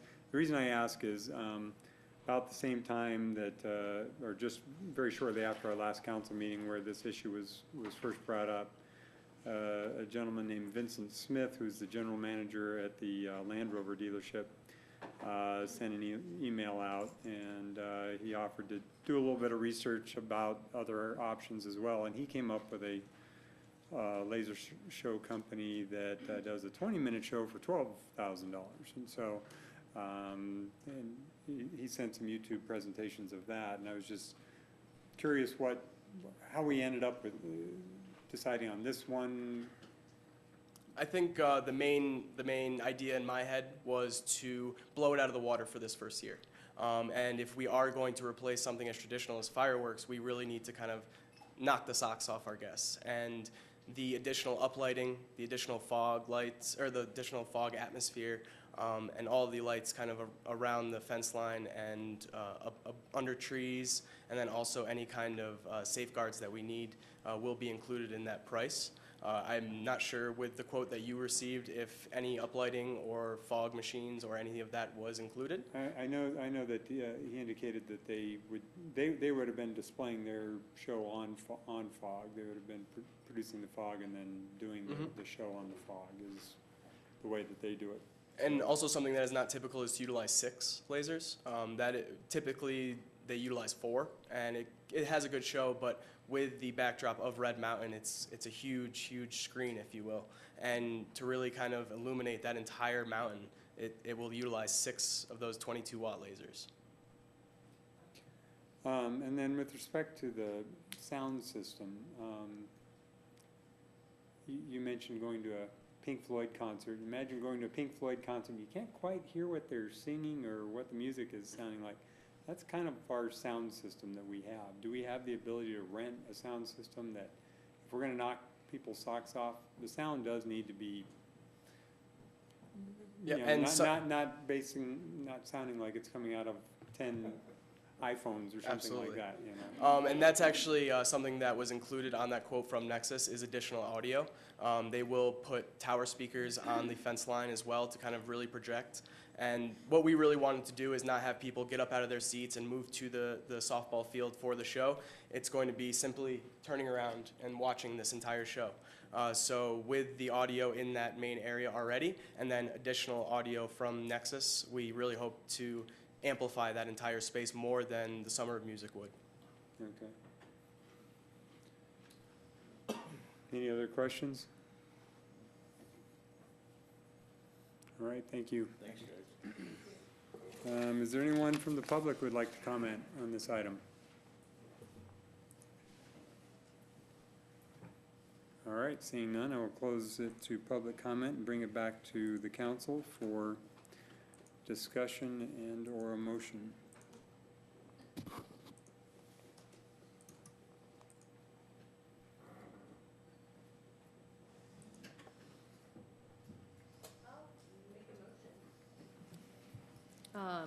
I'd like to go ahead and approve the proposal for the 4th of July laser show in the amount of $14,619. Second. All right, we have a motion by Shelley and a second by Jonathan to approve the contract for the laser show and the amount as stated, because my computer is not wanting to cooperate right now. Jim, you had your button flashing. At the same time, Shelley. Right, Oh, right. sorry. Did you want to go ahead and say anything? No? Okay. Is there any further discussion?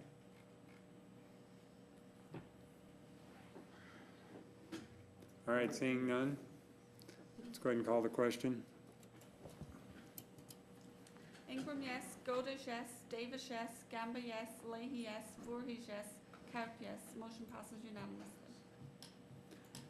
Thank you, guys. All right, thank you. Thank you. All right, moving on, we have a presentation on the Enterprise Resource Program update.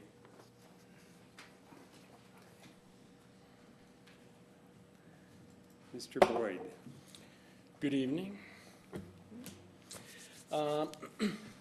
Okay, just wanted to give you guys kind of a quick update and tell you where we are with this. You know, I've been here for a year or so, and you know, from my perspective, the biggest problem that we have, the biggest challenge we have is communicating, you know, internally. We don't Among have us too, so it's... Yeah, right. We don't have a central place where information resides, and we have to work around that. And in working around that, what happens is we have all kinds of individual spreadsheets and all kinds of individual people holding pieces of data, and it makes it really hard for us to share things. The solution to that, as you know, is Enterprise Resource Program. The system that we use now was put in sometime in the 80s. There hasn't been a material upgrade to it since then, and the vendor's going to stop supporting that product, so it's time for us to kind of move on. In 2016, we went out to bid. I was on the financial advisory board at that time. I wasn't an employee of the city, but I did sit on that selection committee. We selected the Munis product from Tyler Technologies at that time. And there was a little bit of turnover in finance, a little bit of understaffing in IT, and kind of some things going on. And Tyler kind of recommended that we hold off and not do it. They said that the implementation wouldn't succeed because we didn't have the staff for it. They were probably right. So a year or so goes by. We are now staffed in IT. We are staffed in finance. And I think we're ready to go. We have negotiated terms with Tyler. We added to our team somebody named Sheila Butler from a firm called Plant Moran. It's a national IT consulting firm.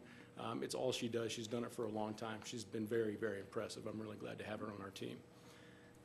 We have added a position to our IT team that is an application specialist. That person will start in June, and they'll be kind of the project manager on this as we go along.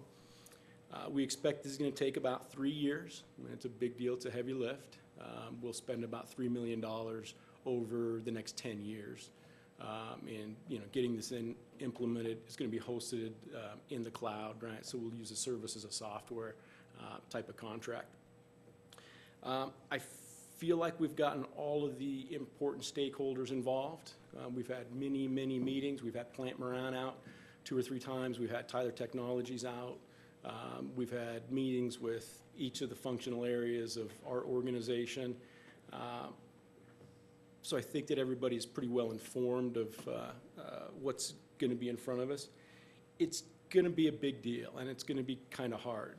Eric and Yvette and I have all spent lots of time talking to other people at conferences and in other areas about, you know, what their experience was and how it's gone, and we've taken their advice, and I feel like we're in as good a place as we can be going into this. So, knock on wood, it'll go okay. We have essentially a final version of the contract with Tyler, which is what is in your Dropbox, and the investment summary kind of goes through and shows the numbers. The contract with Tyler over 7 years is going to be about $1.35 million, something like that. We're going to have, that'll change a little bit over, you know, the next couple of years. We may make decisions to add or drop a module here and there, but that really should be pretty close. It won't be materially different from that unless something comes up that's kind of unexpected. I put in the memo that I gave to you guys, the budget for the project. We're going to come in under that in 2018. I don't see any reason on the horizon to think that we're not going to make this under budget and bring it in on time. So I wanted to give you guys a chance to ask any of your questions, give us any of your feedback, and hopefully you'll give us the thumbs up to keep going. I have a question. Go ahead, Todd. So I was reading your project risk, and one of your project risks was morale issues caused by workload and resistance. I mean, I definitely get that being my age. When you start throwing this technology at me, I'm just like, you gotta be kidding me. I'm not doing that. I take it is everyone kind of on board with this? Because it's, it absolutely needs to be done. I feel for the people that are that are my age, if you will, and going, oh my gosh. Yeah, and we're coming a long way. I mean, from 1980 something to today is, I mean, you know, we're basically crashing the house and starting over again. This organization doesn't always deal great with change.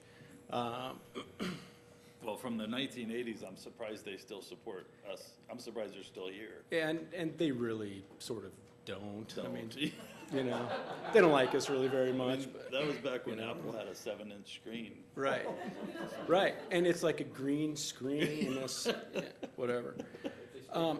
Yeah, good point. I mean, that's a real, I think that's a real issue. And I think we've been careful to make sure that we've gotten out in front of this with everybody. I think that both Eric and Yvette are absolutely on board with what that change is going to mean. You know, the three of us are going to be probably most impacted by this. We have trainers, I mean, ready, you know, to answer all these questions that are just going to be frustrating at first. Yep, yep. I mean, you know, this implementation has been done a lot of times before in a lot of places. And, you know, Tyler Technologies is very experienced at this.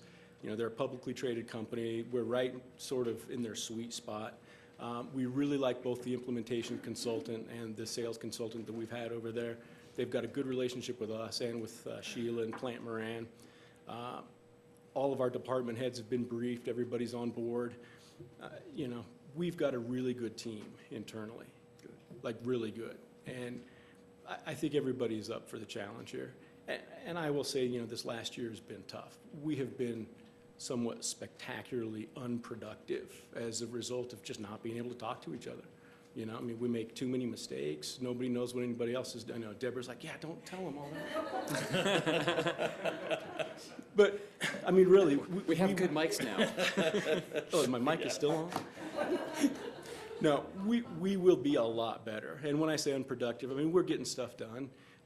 But everywhere you go, it's a heavy lift, and we can't encumber funds. And, you know, I bug the heck out of everybody for where are you on your fund? Are you going to come in on budget? I mean, a lot of our department heads won't even take my phone call anymore. They're like, yeah, here we go again.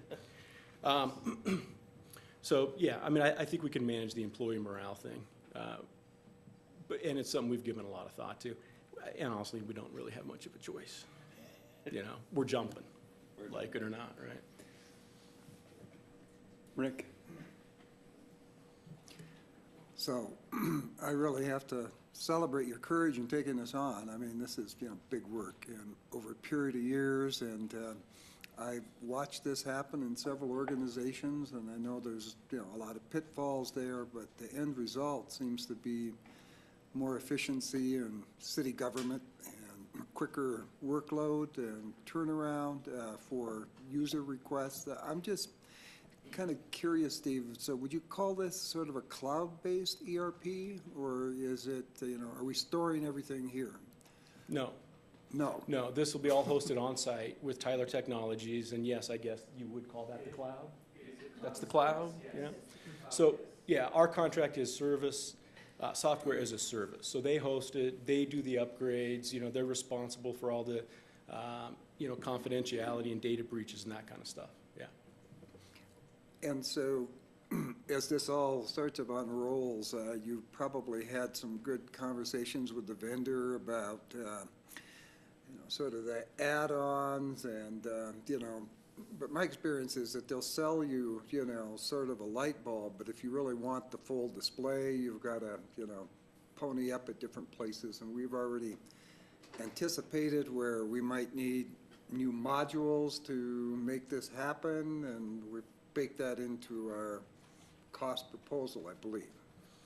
So when I started here on my third day, Bob Farmer was the IT guy at the time, and he came and told me, so I'm leaving at the end of the month, right?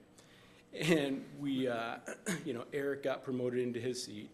We kind of scrambled to look around and bring a consultant out. We sat down at 8 o'clock on Monday morning, and Yvette and Eric and I, with other people in the organization, went through every single piece of the organization. We designed all of the workflows that we feel like we're going to need. We captured kind of the current or existing workflow. We have had dozens of hours of, you know, conversations with our consultant, with Tyler. I feel pretty good that everything we're going to need is in here.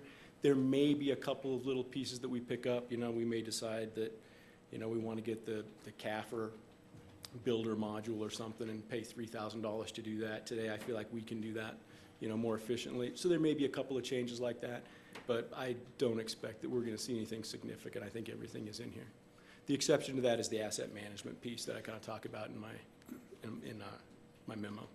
So one of the other pitfalls in the ERP and buying one is the tail sometimes winds up wagging the dog, and so you find yourself doing a whole bunch of stuff that you've never done before in order to feed the ERP. And so what are your thoughts about that? So we're really in a good position in that we get to build this however we want, right? I mean, we get to design this to fit our organization. And, you know, we have started to go through, and this is what's going to be the heavy lift. We're going to spend a lot of time sitting down in small groups, figuring out, okay, who needs to talk to who needs access to what, who needs to be able to change what, when, and where. So we'll design all of that kind of piece by piece. In some cases, we'll have to kind of change what we're doing to fit into the software a little bit better. But that's what this is for. I mean, it's a custom implementation, and you know, with all the stakeholders at the table, I think that we can get through that. The last question is, are other municipalities using this system in our area or in Colorado? Yeah, there are a bunch. They have about 50% market share with organizations like ours. They're all over Colorado. You know, I mean, Summit County, you know, Pitkin County's going to it right now. There's all kinds of, you know, Carl probably works with a few Tyler clients. I know that our auditor works with a bunch of Tyler clients. I mean, it's a fairly ubiquitous software. I happened to be at a lunch with other local government officials, and we were all talking about, oh yeah, we're going to Tyler this year. So it's just, it's a thing. So is there like sort of an idea that there's a user community, and so if there are problems or someone has sort of a one-off sort of solution that maybe we could plug into that and borrow it? Yeah. While feeding it? I mean, there are a couple of things there. You know, Yvette goes to Government Finance Officer Association meetings pretty frequently. ERP systems are a very common topic in those. Everybody in her position as finance director deals with those a lot. Same thing with Eric. You know, he knows lots of people that have been through this and are going through this. You know, same thing with myself, CML. There are a lot of people that do it, and yeah, there are all kinds of user groups and communities and support network if, you know, we scrape our knee or something. Thank you, Steve. Thanks, Rick. Jonathan. So City of Aspen, when I was there 10 years ago, had Eden. I remember 10 years ago, everybody was talking about how horrible Eden was. And it took them 10 years, but they finally switched over to Oracle. Right. I think that that's been an abject failure, that switch over, from what I've heard. There's vendors that weren't getting paid for 6 months. Is horrific. It might work great now, but I think the process was incredibly painful. Do you know anything about what they went through? And it sounds like we got our ship in order, but what didn't they do that we're doing? So a few things. I mean, you're right. What you said is exactly right. And, you know, I've talked to Don Taylor, who's the finance director and the chief information officer up there at length about it. And, you know, Alice Hackney is the one that really had her hands on this. A couple of things that I think they would say they would do differently. One, I don't think they bought the right solution. You know, they went to, you know, a really custom type of solution. It's a Mercedes or a BMW or something. We're going more to a Honda or a Toyota, right? A box that's already built. It's too big a lift to take a city the size of Aspen and customize a whole Oracle product around it. They also, I think, would say that they weren't prepared for it in terms of staffing. They didn't have an external consultant that did this for a living, that knew the contract, that knew what to argue about and what not to argue about. They didn't have somebody that could stand between them and the vendor. And when that happens, you can have, you know, you have a tendency to get bullied a little bit because you get into it and, you know, everybody knows you can't turn around now, you got to keep going. And when that happens, you know, you have, I think there's a tendency for the cost to go up a little bit. And so, I mean, I think those two things were the primarily would be their complaints. And we heard that over and over and over again. We heard the same 2 or 3 things every time somebody went through this, they said the same thing. We didn't budget enough money, we didn't budget enough time, and we didn't have somebody who really knew what they were doing, that was a consultant that could help us, negotiate the contract, write the scope of work, and then hold everybody to it. So we've tried to learn from that. But thanks. Shelley?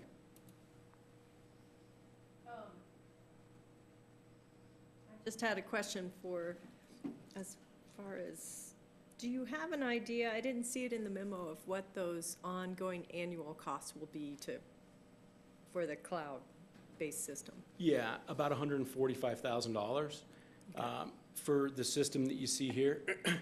That doesn't include asset management. So we've got a little bit of additional money in the budget for asset management. They do have an asset management module, but we're not there yet. There are other third-party solutions that may or may not do what we need them to do and can interface and integrate with Tyler that'll be less expensive for us. So that part of it, we don't know for sure yet, but you're looking at about $145,000 for what we're seeing here. Okay. Potentially, we might have that savings, I guess, hopefully, and productivity once getting this system in place. I mean, I could see that, knowing what kind of the state the system is in right now, so. Yeah, I mean, the system really is pretty bad, and, it has led to a lot of inefficiency, and I think, we're not gonna lay anybody off. There's not gonna be anybody that, we're gonna be able to just cut because we've got this system. But what we will be able to do, as we have kind of natural attrition in the organization, we'll be able to look at each one of those and decide, are the dollars that we've got best spent hiring another full-time person, or the dollars best spent somewhere else? And I think that we'll see our head count not grow as quickly and even shrink over time. Don't hear me say we're gonna go lay anybody off or fire anybody. That's not what this is about. But I'm really looking forward to being able to get more timely reports on, finances and things that you're just not able to do right now. Yeah, So that'll be great. And it will be great. And, I really wish, every time we have these meetings, I wish I could come up here and tell you guys exactly where we are. This is Right. what we've spent, this is what we've encumbered, here's where we are against budget. And even before I took this job, I heard Charles complain about that, who was me before me. And I thought, it can't be that bad. You get that together. Charles left for a reason. Okay. So my other question is, where are the capital costs coming from? The 1.35 million? Capital projects. They're And budgeted, then- in the capital projects fund. It's in capital projects, Mhm. okay, and then will those normal operating costs just go into normal operating costs kind of thing? That 145K a year is, I mean, we'll probably, we'll go through the implementation, and that's gonna be about 3 years, 3 to Right. 5 years, to get fully into it, and we'll probably continue to fund that, I would think, in the capital fund. Once we're through it and we really do have a fixed cost that we know what's coming every year, we may, bring that into the IT budget or the replacement cycle or something. okay, figure out where that goes. Yeah. Okay, thanks. Jim? Yeah, thanks, Mike. I guess one caution for you is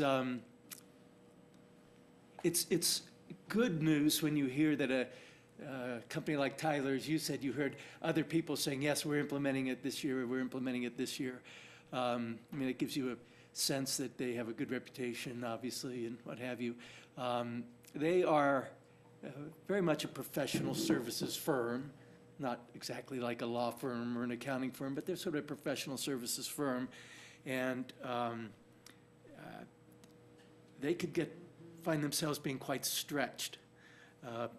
Professional services firms oftentimes tend to, let's sign up the customer and then figure out how to get the job done later. Not that I ever did that, but I do know that it happens. And so just keep an eye on them. Are they meeting their commitments? Are they beginning to slip? And if it looks like something is slipping, catch them early, and have a sit down with them. And then my caution would be for council. One of the things I did in my career was involved in these kinds of things, and you know, staff says that they are well-positioned to be on time and on budget, and I don't have any reason to doubt that, and I can imagine a better group to try to do it, but there will be setbacks. So my caution is for us up here, be prepared for some setbacks. They will, I don't know what they'll be, what the nature will be. You don't go through one of these without setbacks, and it's up to us, in my view, to, it's up to you guys to tell us about the setbacks as quickly as you can. Don't try to work your way through it. You know, just lay it on the table with us and for us to understand they're going to happen and be supportive. Thanks. Yeah, and you know, I appreciate that, Jim, and I appreciate the Financial Advisory Board kind of leaning in with us, and you know, they've been kind of involved in the process. What you're pointing out about Tyler has been a real concern for me. They're growing fast. Like I said, they're a public company. They have absorbed and bought a number of other companies. You know, they've been like on a buying spree. It's something that has been kind of at the center of our negotiations. Sheila from Plant Moran has also been concerned about it. So we've been careful to make sure that they do have their resources scheduled. We do know exactly who our implementation consultant is going to be. You know, it'll take on a life of its own, but I mean, I completely agree with what you're saying. I mean, I think that's a good heads up. Rick. Thank you, Mike.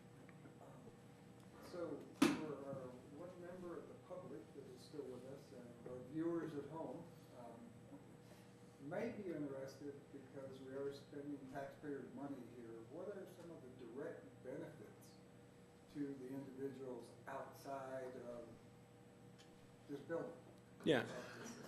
So we're going to jump into, you know, sort of this century, right? I mean, as a citizen of this city, you're going to be able to log on, you're going to be able to see your account, you're going to be able to pay your bill online, you're going to be able to see, you know, what you've paid in the past and what you haven't paid in the past. There's a citizen kind of self-service portal that will push information out. They'll be able to, you know, we'll be able to accept work orders and service orders. Somebody says, yeah, there's a pothole on this street or whatever, and we have a way to, you know, capture that stuff into a centralized place and deal with it. So we'll have way better communication with the public, and I really think that customer service just overall will go way up as we're a little bit less strained and you know, a little bit more organized. So we're making it easier for people to transact their business with City Hall. Yeah. Yeah. Thank you. All right, thanks, Rick. Any other questions for Steve? Mr. Mayor, I think Jonathan wanted me to go through the contract line by line. Okay. All right.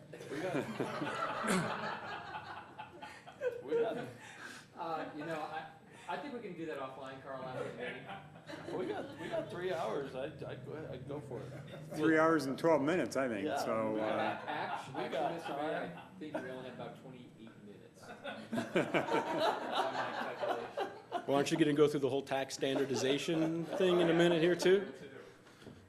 Yeah, could you, on page 27 of the contract, I had a question about this one clause. Yeah, never mind. You know, at this point, I'm going to kind of defer to Carl. Where we are right now is that we've got a contract, we've got a scope of work, we've got an investment summary. It is nearly complete. There are going to be a couple of little changes to it. The only changes to the cost, I think we're going to add one additional cashiering station, so we have a backup.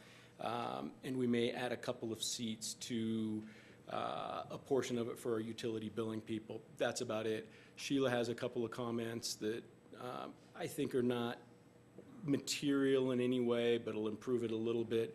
So that's where we're standing right now.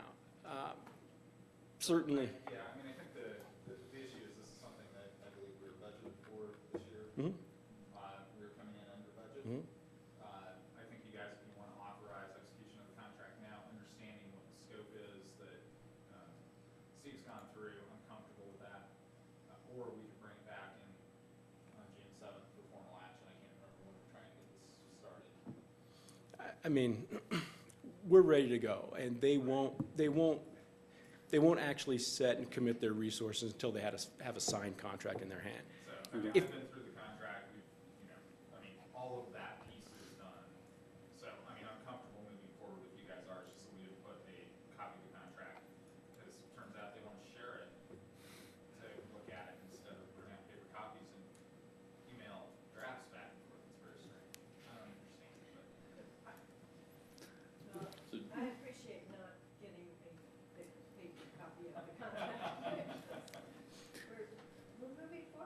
Yeah, no, anyway, so, I mean, I'm comfortable with you guys want to take action on this, authorize execution of the contract and move forward tonight, I'm good with that. Okay. I will open up for public comment if anyone wants to. Jennifer, if you want to ask anything about this? No, okay. Since you're the only public here. Jonathan? I think that I will probably not read every line by line of this contract between now and June 7th, and I think if Carl and Steve are both very comfortable with where we're at, I would make a motion to move forward with the contract. Is that enough of a motion, or do I have to specify an amount? Now is when you read the contract. We have to pass it, and then we'll read it. Is that?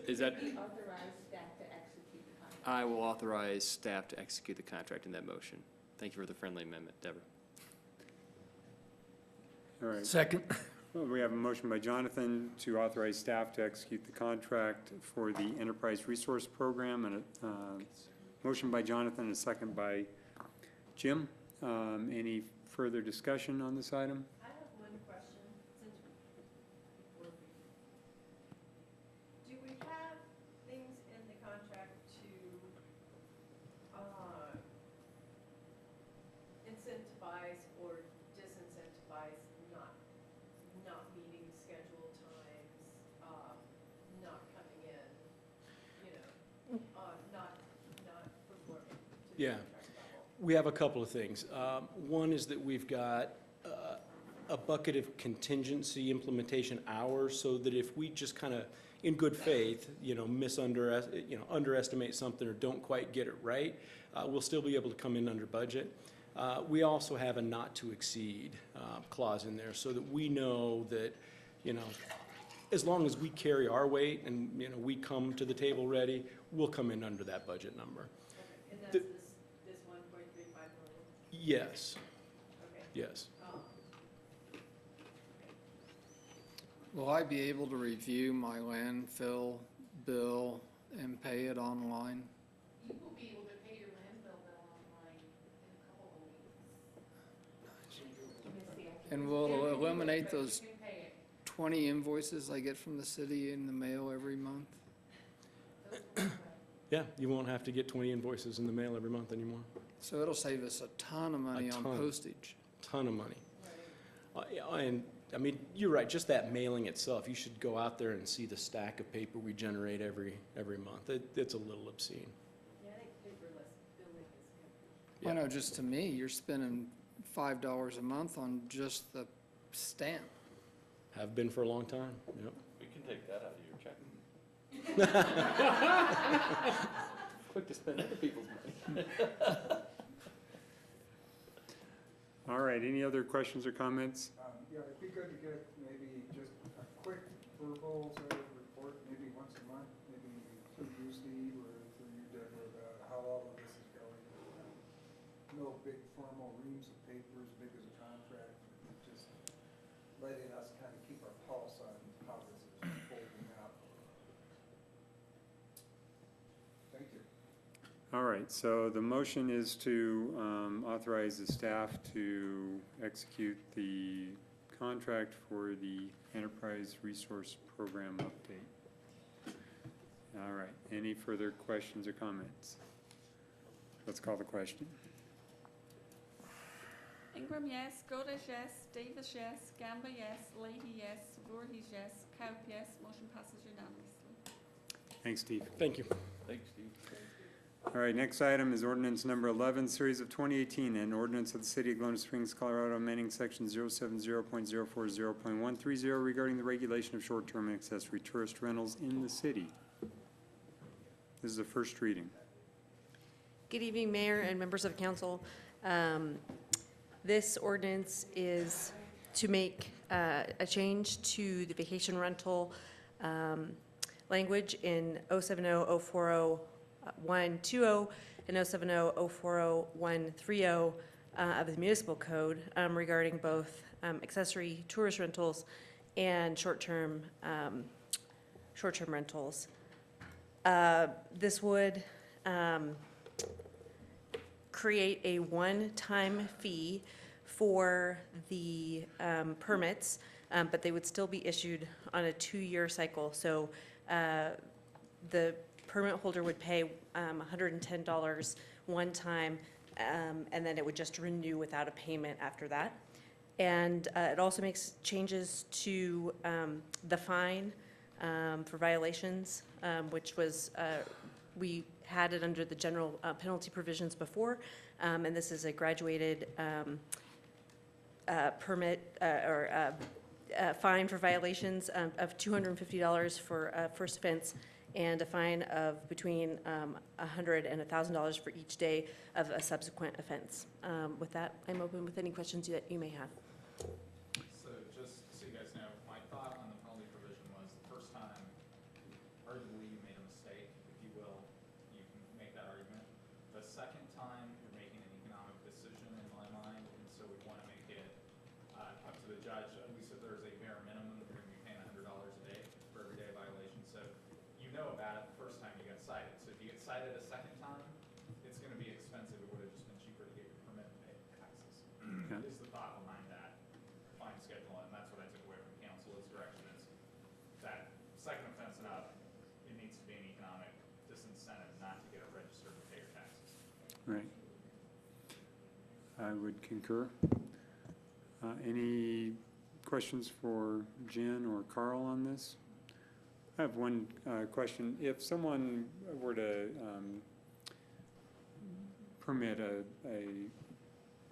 VRBO and then take it off the market for a period of time, and then they decide they want to do it again, I'm assuming that would be a new application, a new permit, right?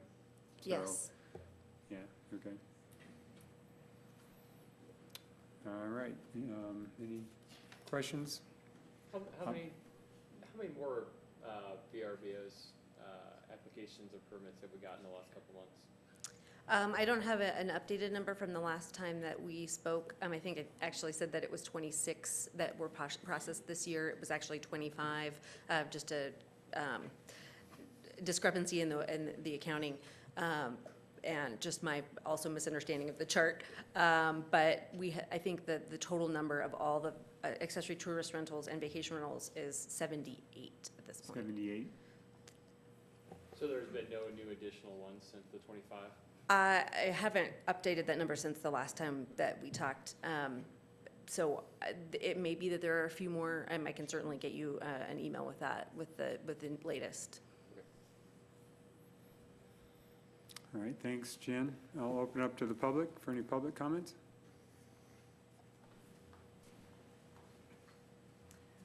Thank you. I totally agree with the fines, and, well, I forgive me if I say things that you already know. I'm sure you've already done your homework, but I have a one-bedroom, and I think it was there might be 2 one-bedrooms in there. I'm not doing it anymore, but I charged $145 a night, so my income went from $950 a month up to $3,900 a month if I wanted to do vacation rental. So my neighbor has maybe a 2-bedroom, but it's a big, nice one. She makes $9,000 a month, and she has 3 of them, but one of them makes $9,000. The other probably make less. But I really think that this is one instance that the city should charge. I wouldn't have a problem paying $200 a year to have a vacation rental, and personally, I think the city should be charging that because that's one-day rent for most people. And vacation rentals are one thing that kind of tear at the fabric of a community, because then you have people who can't work in your community, they have to go somewhere else. So I don't think it's something you should be encouraging a lot. So I vote to charge people to have them. Thank you so much for listening. Thanks, Jennifer. Does city staff want to comment on this item? All right, I will close the public comment and bring it back to council for discussion and a motion.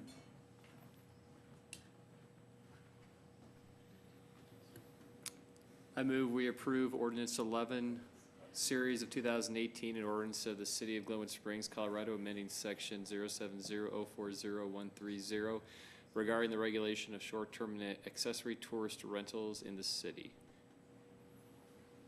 Second. We have a motion by Jonathan and a second. I'm gonna go ahead and give it to Steve. It was kind of simultaneous.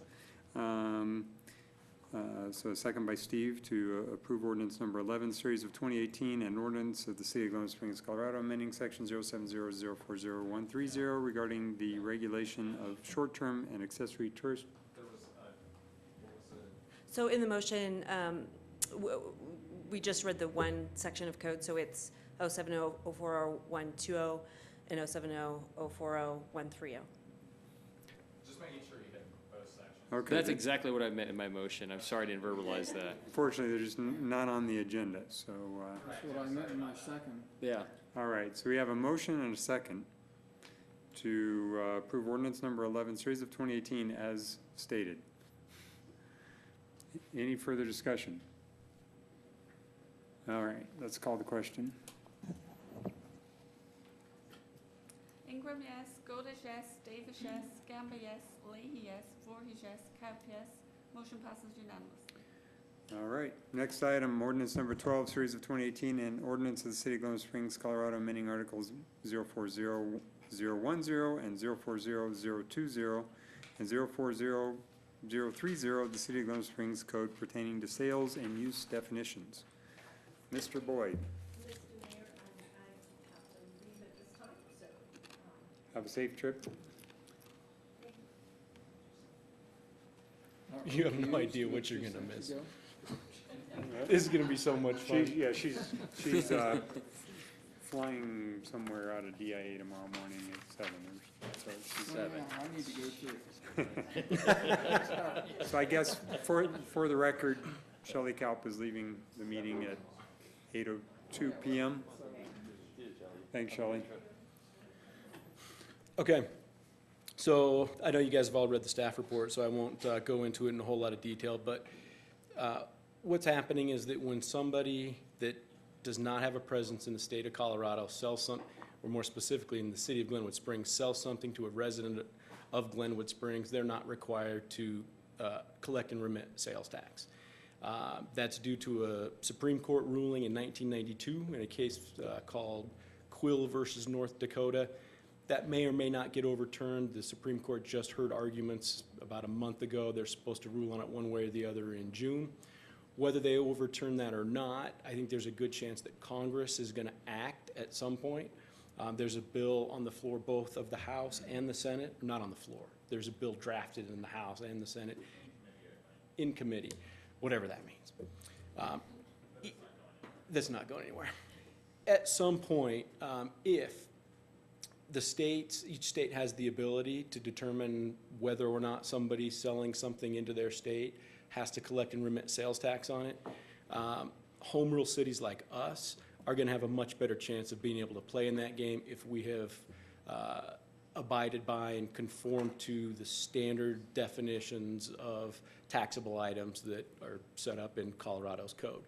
So what this is us going through and reconciling our existing tax code against the standardized definitions and making sure that everything matches. So we've been through that process. We actually had CML's lawyer, Jeff Wilson, go through it for us and double check everything, approve our ordinance.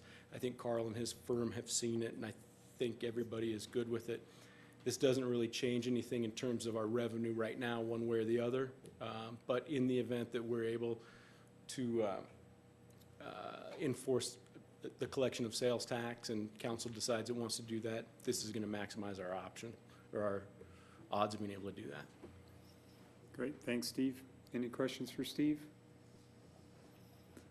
Anyone on city staff would like to comment or from the public? Seeing none, I'll bring it back to council for discussion and a motion.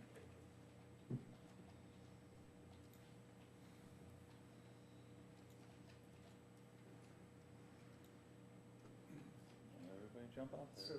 So I think this means, Steve, that by standardizing sort of the categories that are out there among home rural municipalities, that puts us in a better position to decide whether we're sort of in balance or maybe not in balance with what other municipalities have levied for taxes? Is that part of what we're doing? It doesn't help us understand what other cities have deemed to be taxable and what they haven't. But what it does help, the biggest pushback that online remote retailers have been giving everybody on this is that, they say it's impossible for us to keep track of all these different municipalities, all these different rates. Somebody in the zip code of 81601 may or may not live in the city. Medical imaging equipment for animals is not taxable in Carbondale, but it is in Glenwood. So standardizing that makes it a little bit harder for them to argue that it's too much of a burden for them to keep track and interpret all these different tax laws. But it doesn't compel us to start taxing things now that we're not now taxing. It just provides us a framework of looking at maybe some possibilities and some places maybe to draw back. And it also aids Amazon because they have no excuses for the sales tax that they would be levying. Would that be the 81601 zip code that we're talking, or the city limits of Glenwood? City limits of Glenwood Springs. Okay. Yeah. And we have to conform to three things. We have to not upset the business community. We have to not generate more revenue, so much so that it requires a Tabor election, yes. And we don't want to reduce our income in doing this. And I think we've met all three of those. All right. Jonathan? I move to approve ordinance 12, series of 2018, an ordinance of the City of Glenwood Springs, Colorado, amending Article 040010, 040020, and 040030 of the City of Glenwood Springs Code pertaining to sales and use definitions. All right, we have a motion. Is there a second? I second. Jim, second. I gave the last one to Steve. I'll give this one to you. So we have a motion by Jonathan and a second by Rick to approve ordinance number 12, series of 2018, and ordinance of the City of Glenwood Springs, Colorado, amending articles 040.010, 040.020, and 040.030 of the City of Glenwood Springs Code pertaining to sales and use definitions. Any further discussion? Let's call the question. Ingram, yes. Goldish, yes. Davis, yes. Gamba, yes. Leahy, yes. Voorhees, yes. Motion passes. All right, thanks, Steve. Thank you. Next, ordinance number 13, series of 2018, and ordinance of the City of Glenwood Springs, Colorado, canceling the second regular city council meeting in June. I think we could talk about this for a good 20 or 30 minutes, so. I move. We are suggesting this meeting be canceled because there will not be a quorum. I think only about 3 councilors are available. Right. Who's going to be gone and why? I'm gonna go shoot bows and arrows. Jim and I are going to represent City Council at the CML conference in Vail. Oh, So we're doing city God's work. so I guess I should go somewhere. We were gonna do it last meeting when you were gone, Steve, so you didn't know. Yeah. Then you'd show up here. Nobody and, say anything. There I'd be, shh, talking to myself. Man, you could get a lot of stuff done, though. Except you wouldn't have the authority to do anything with it. So, all right. It is a public hearing. It is. Is there anyone in the public who would like to comment on this item? All right. Seeing none, I'll choke and then bring it back to council for comment and a motion. I'll give you a motion. I would, Sounded like a threat. I would move to approve ordinance 13, series 2018, canceling our second regular city council meeting in June. We have a motion. Is there a second? Second. Come on. I was gonna say, this is an easy one. You don't even All need right, to motion talk by about Todd and a second by Jim to approve ordinance number 13, series of 2018, and ordinance of the City of Glenwood Springs, Colorado, canceling the second regular city council meeting in June. Any further questions, comments? Let's call the question. Ingram, yes. Goldish, yes. Davis, no. Gamba, yes. Leahy, yes. Voorhees, yes. Motion passes. I'll meet you here. We can talk. Yeah, I like how Shelley ducks out the back door when it comes to really controversial votes. All right, next item is a discussion regarding council packet guidelines. I was the one that requested that this be on the agenda, and it was just to try to get some consistency with information that is provided to council and when it's provided to council on matters that we need to make, on which we need to make decisions. You know, with land use hearings, we don't allow an applicant to come in the day of the meeting or at the meeting and provide us with new information that we need to review, absorb, process, and make a decision on.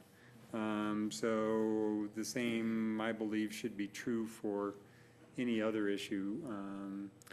You know, if we ran into an instance where a particular issue was very time sensitive and for whatever reason staff or our consultants were unable to have the information provided in the council packet, which goes out the Friday before each council meeting, then we could schedule a special council meeting within a couple of days to hear that particular item.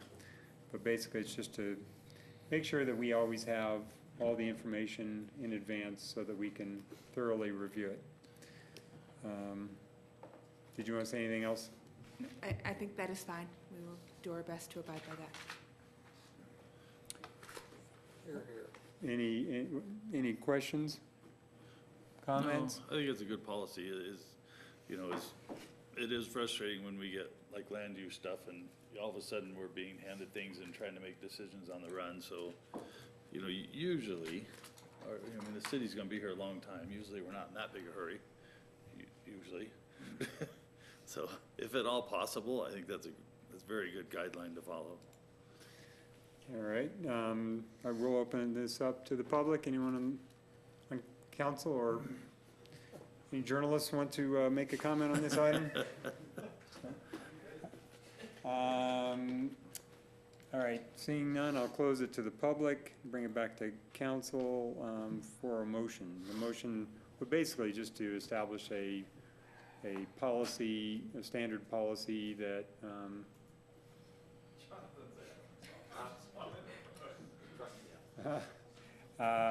to establish a standard policy that items, all information that's to be presented to council at a meeting is to be included in our packet. Can you, if you're going to be asked to make a decision, because there's some presentations that may, just like the one we had in air quality today. Right, yeah, and she, there was, I think the bulk of the information that she showed us tonight, in fact, I think all the information she showed us tonight was actually in our packet, if I'm not mistaken. That was because, yes, we made that happen. It was in a slightly different format. Right, but as a policy matter, if it is an action item, then all of the information needs to be in the packet and not presented. Yeah. Right. Is that actually part of our land use code? Well, I will tell you the problem with land use is, having done that, is that you see the final staff report on Thursday, or whatever day you get the staff report Friday, and then you tailor a presentation to match up to it. So I think we'll just have to understand that there may be, everybody will do their best, but that's typically what you see in land use, is that it's all going to be in your packet. And I think this is talking about any action item, taking action on a contract, approving a bid, whatever it is, all the information is in the packet, or it gets kicked to the next regular meeting.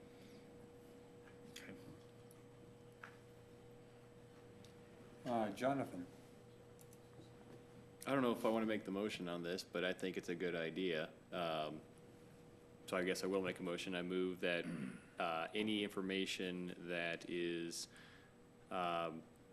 important information that would require a decision would be included in the council packets as they go out.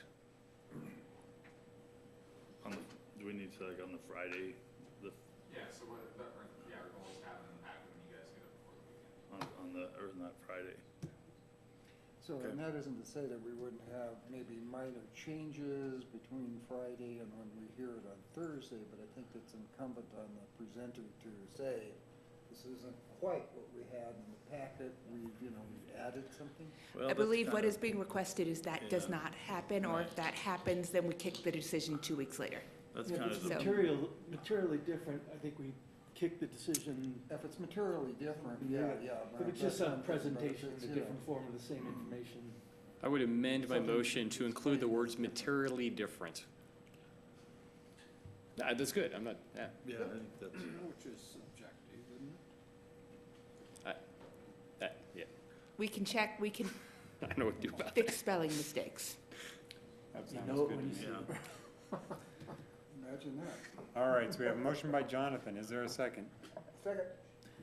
All right, so we have a motion by Jonathan and a second by Rick to establish a standard council policy that all information that is to be presented to council on issues which are action items shall be included in our standard packet on the Friday, issued the Friday before each regular council meeting. Is that clear? Close enough, I think, yeah, I think basically that any action item, packet materials for any action item shall be complete on the day the packet goes out to council, and additional information will be added. Okay. All right, any further discussion? Let's call the question. Ingram, yes. Goldish, yes. Davis, yes. Gamba, yes. Leahy, yes. Voorhees, yes. Motion passes. All right, next item, report from city manager. Okay, we are going to go after the Build America, which is the new hydrant. For our suggestion is South Midland.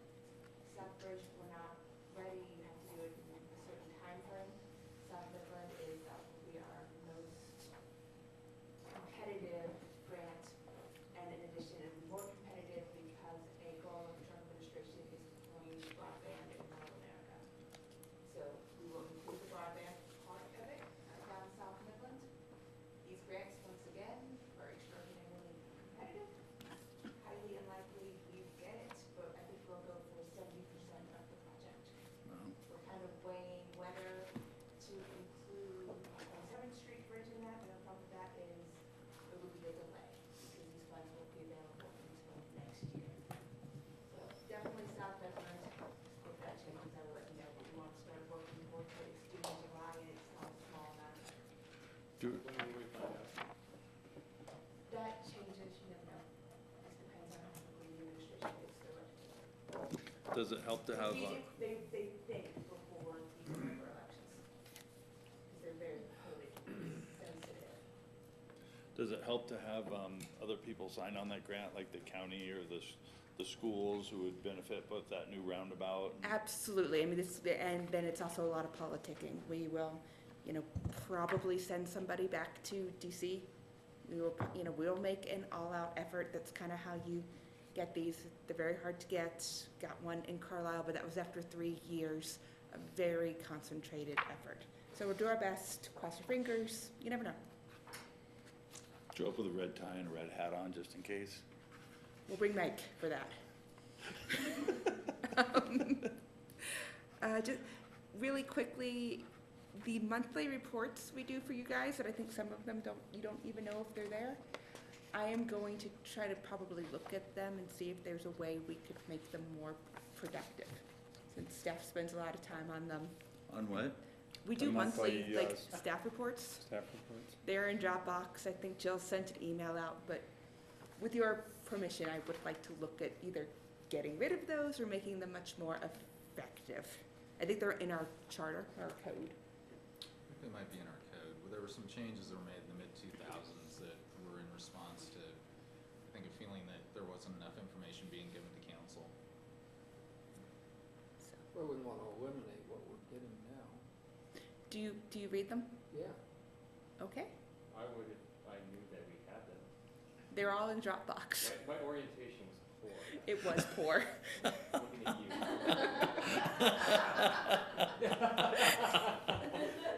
you. Okay, so why don't you guys look at them? They're in city council. Could we get just an email notification saying, yeah, where they're at in the Dropbox, that would be helpful, because it's not like I open up Dropbox every day just to look at, ooh, what new information might be in there. If there's something in there I gotta read, then We'll do that. Look at them over the next 2 weeks and let me know if you find them useful and what in them you might find useful. You can tell me offline. We don't have to talk about it in council.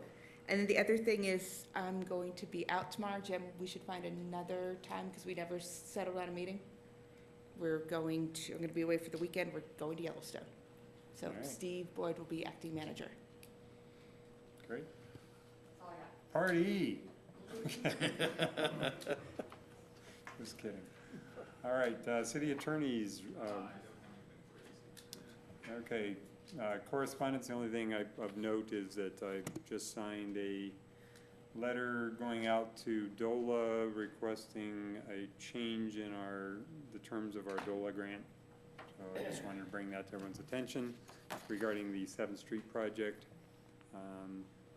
And it's not changing the money, we're just trying to get them to accept a change in what. Would you like me to explain that? Does anyone need a better explanation than that, or are you just good with that? 5 minutes? Is it quick explanation? Sure. Okay. We originally decided on a stormwater scope because DOLA likes to pay just for utilities. So they needed us to pick a part of that, a part of our overall project that focused on utilities. We picked stormwater when we thought we had a solution. That solution changed on us, and we have to change the scope to match that. All right. I guess at this point, we can move on to council reports on boards, committee, and commission meetings. I'll go. You've been waiting since this morning for this one. How much time do I have? Carl says 6 minutes. I'll try to make it quick. I guess the most important board and commission meeting that we had, that I had of recent was Park and Rec, where we actually had the largest turnout of public voice since pickleball in regards to the Veltus Park bike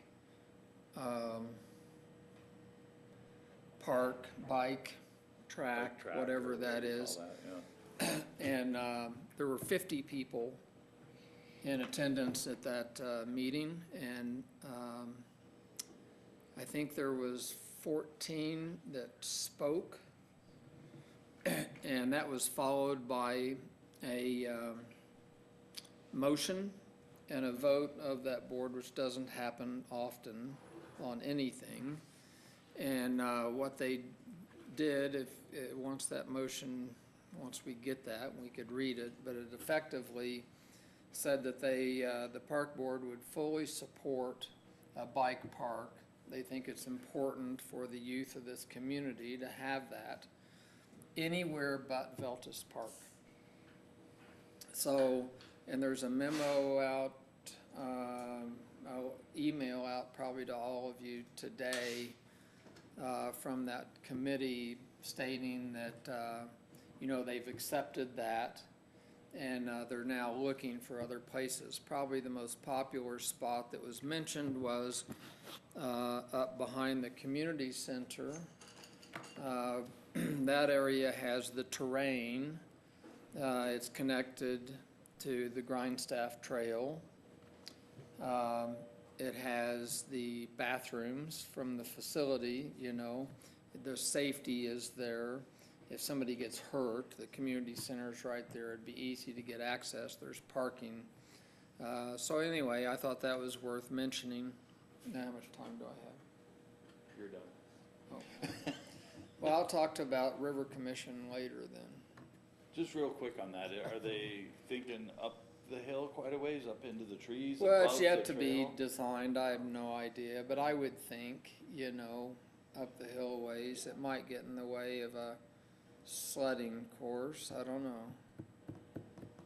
But we'll see what comes of that. But it could go in that park isn't that all parkland, or a lot of that hillside is our designated parkland? Yeah, there was also conversation about going to Two Rivers, kind of above the side, between the interstate and the sidewalk there. But it's not really in the center of town, you know, it wouldn't be as accessible to the youth of the community. And if something did happen over there, it's just more remote, there's not good restroom facilities, there's not good, there's good access certainly, but you could fall and break a leg and maybe somebody wouldn't notice you till the next day, you know. So, not to dominate your time, but why not Veltus? I mean, I had it in my head that was actually a pretty decent spot, but I know a lot of people don't. So I'm just curious, what was the board's main thing that said no, not Veltus? You know, there was a tremendous outpouring from the Kiwanis. They feel like that's their park. They feel like they have a voice there, and the majority of the people that spoke were Kiwanians, I guess. Close enough. And, you know, the neighbors around there were a little hesitant to have it there. It's thought to be a very quiet park, and they don't want to disturb it. So, you know, this kind of proposal, I think, needs to go somewhere probably where there's no controversy instead of somewhere where they create controversy. So, like Mr. Beckley's proposal this evening, I really appreciate that proposal. Something needs to happen in South Canyon, but he probably needs a little less controversy on the table surrounding it, so. Okay. All right. Any other board, committee, or commission meeting reports?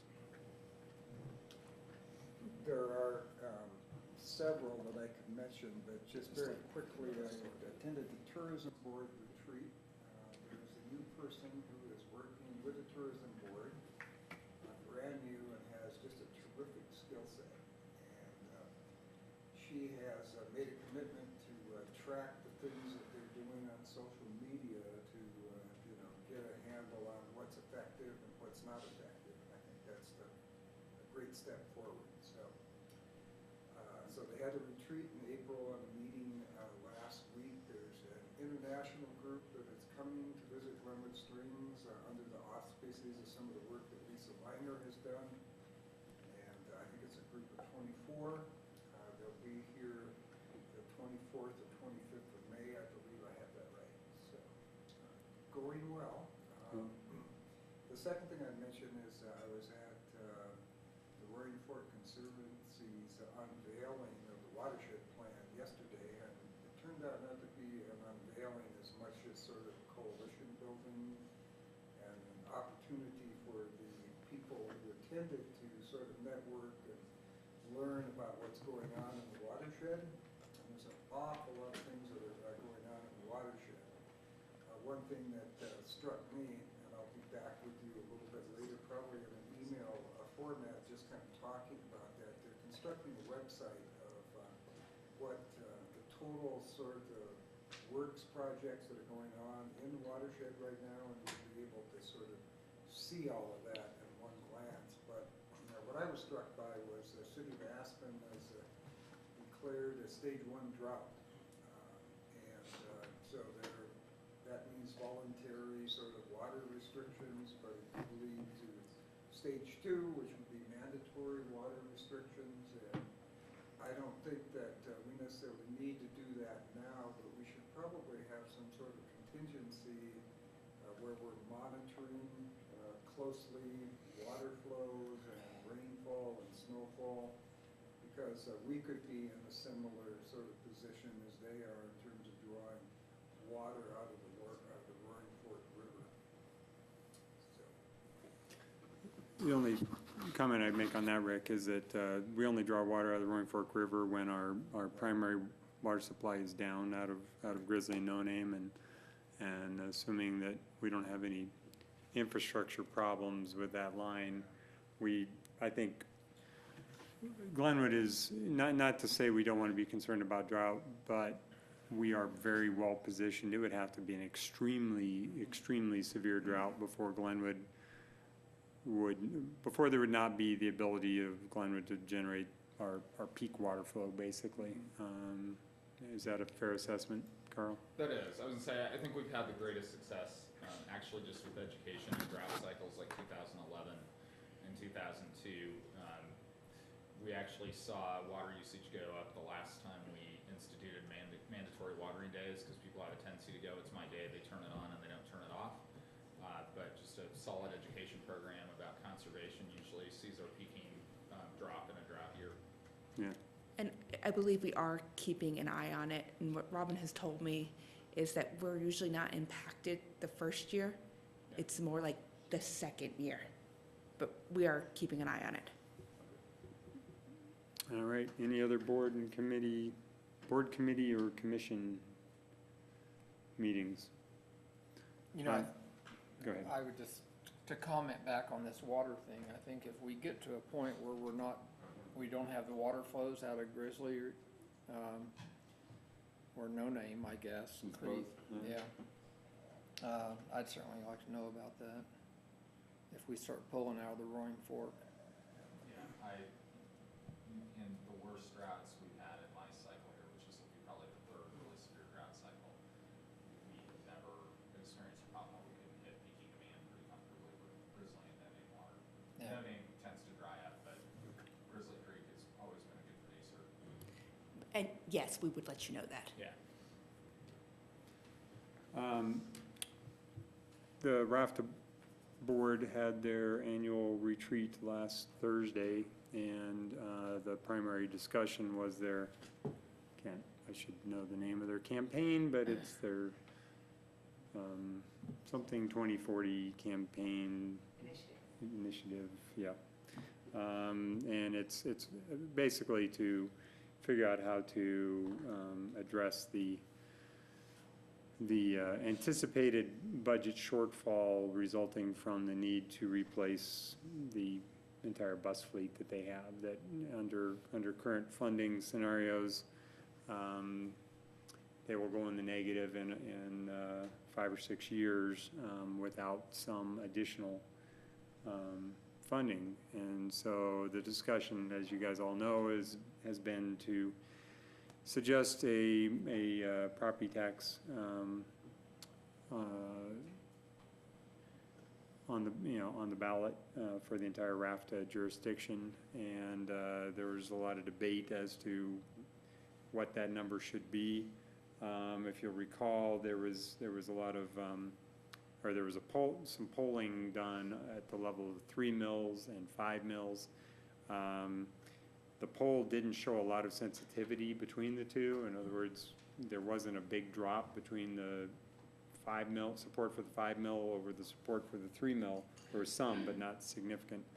But with that recognition, the board chose to proceed with another poll and probably moving in the direction of focusing on a 3.65 mil levy increase, which is certainly closer to the 3 than the 5, and I think importantly for Glenwood includes all of the funding for the different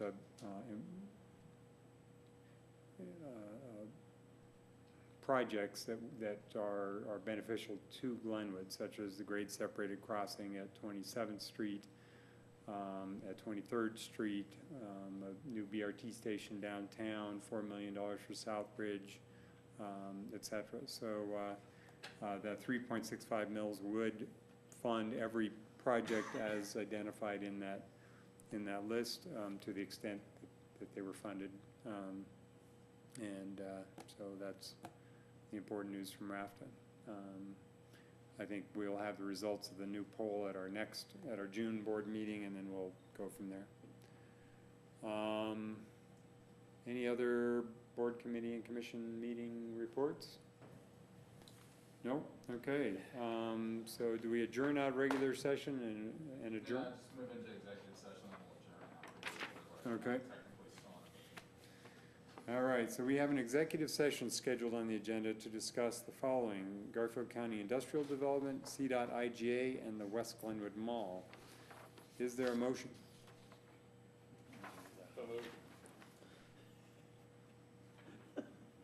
I move to go into executive session for the purpose of conducting a conference with the city manager and city attorney and to discuss city's purchase, acquisition, lease, transfer, or sale of real property, determining positions relative to matters that may be subject to negotiations, developing strategy for negotiations, and instructing negotiators, and to conduct a conference with the city attorney to receive legal advice in accordance with CRS 24-6-4024A, B, and E, related to Garfield County Industrial Development, CDOT IGA, and West Glenwood Mall. Is there a second? I'll second. All in favor? Aye. All opposed? Motion carries unanimously.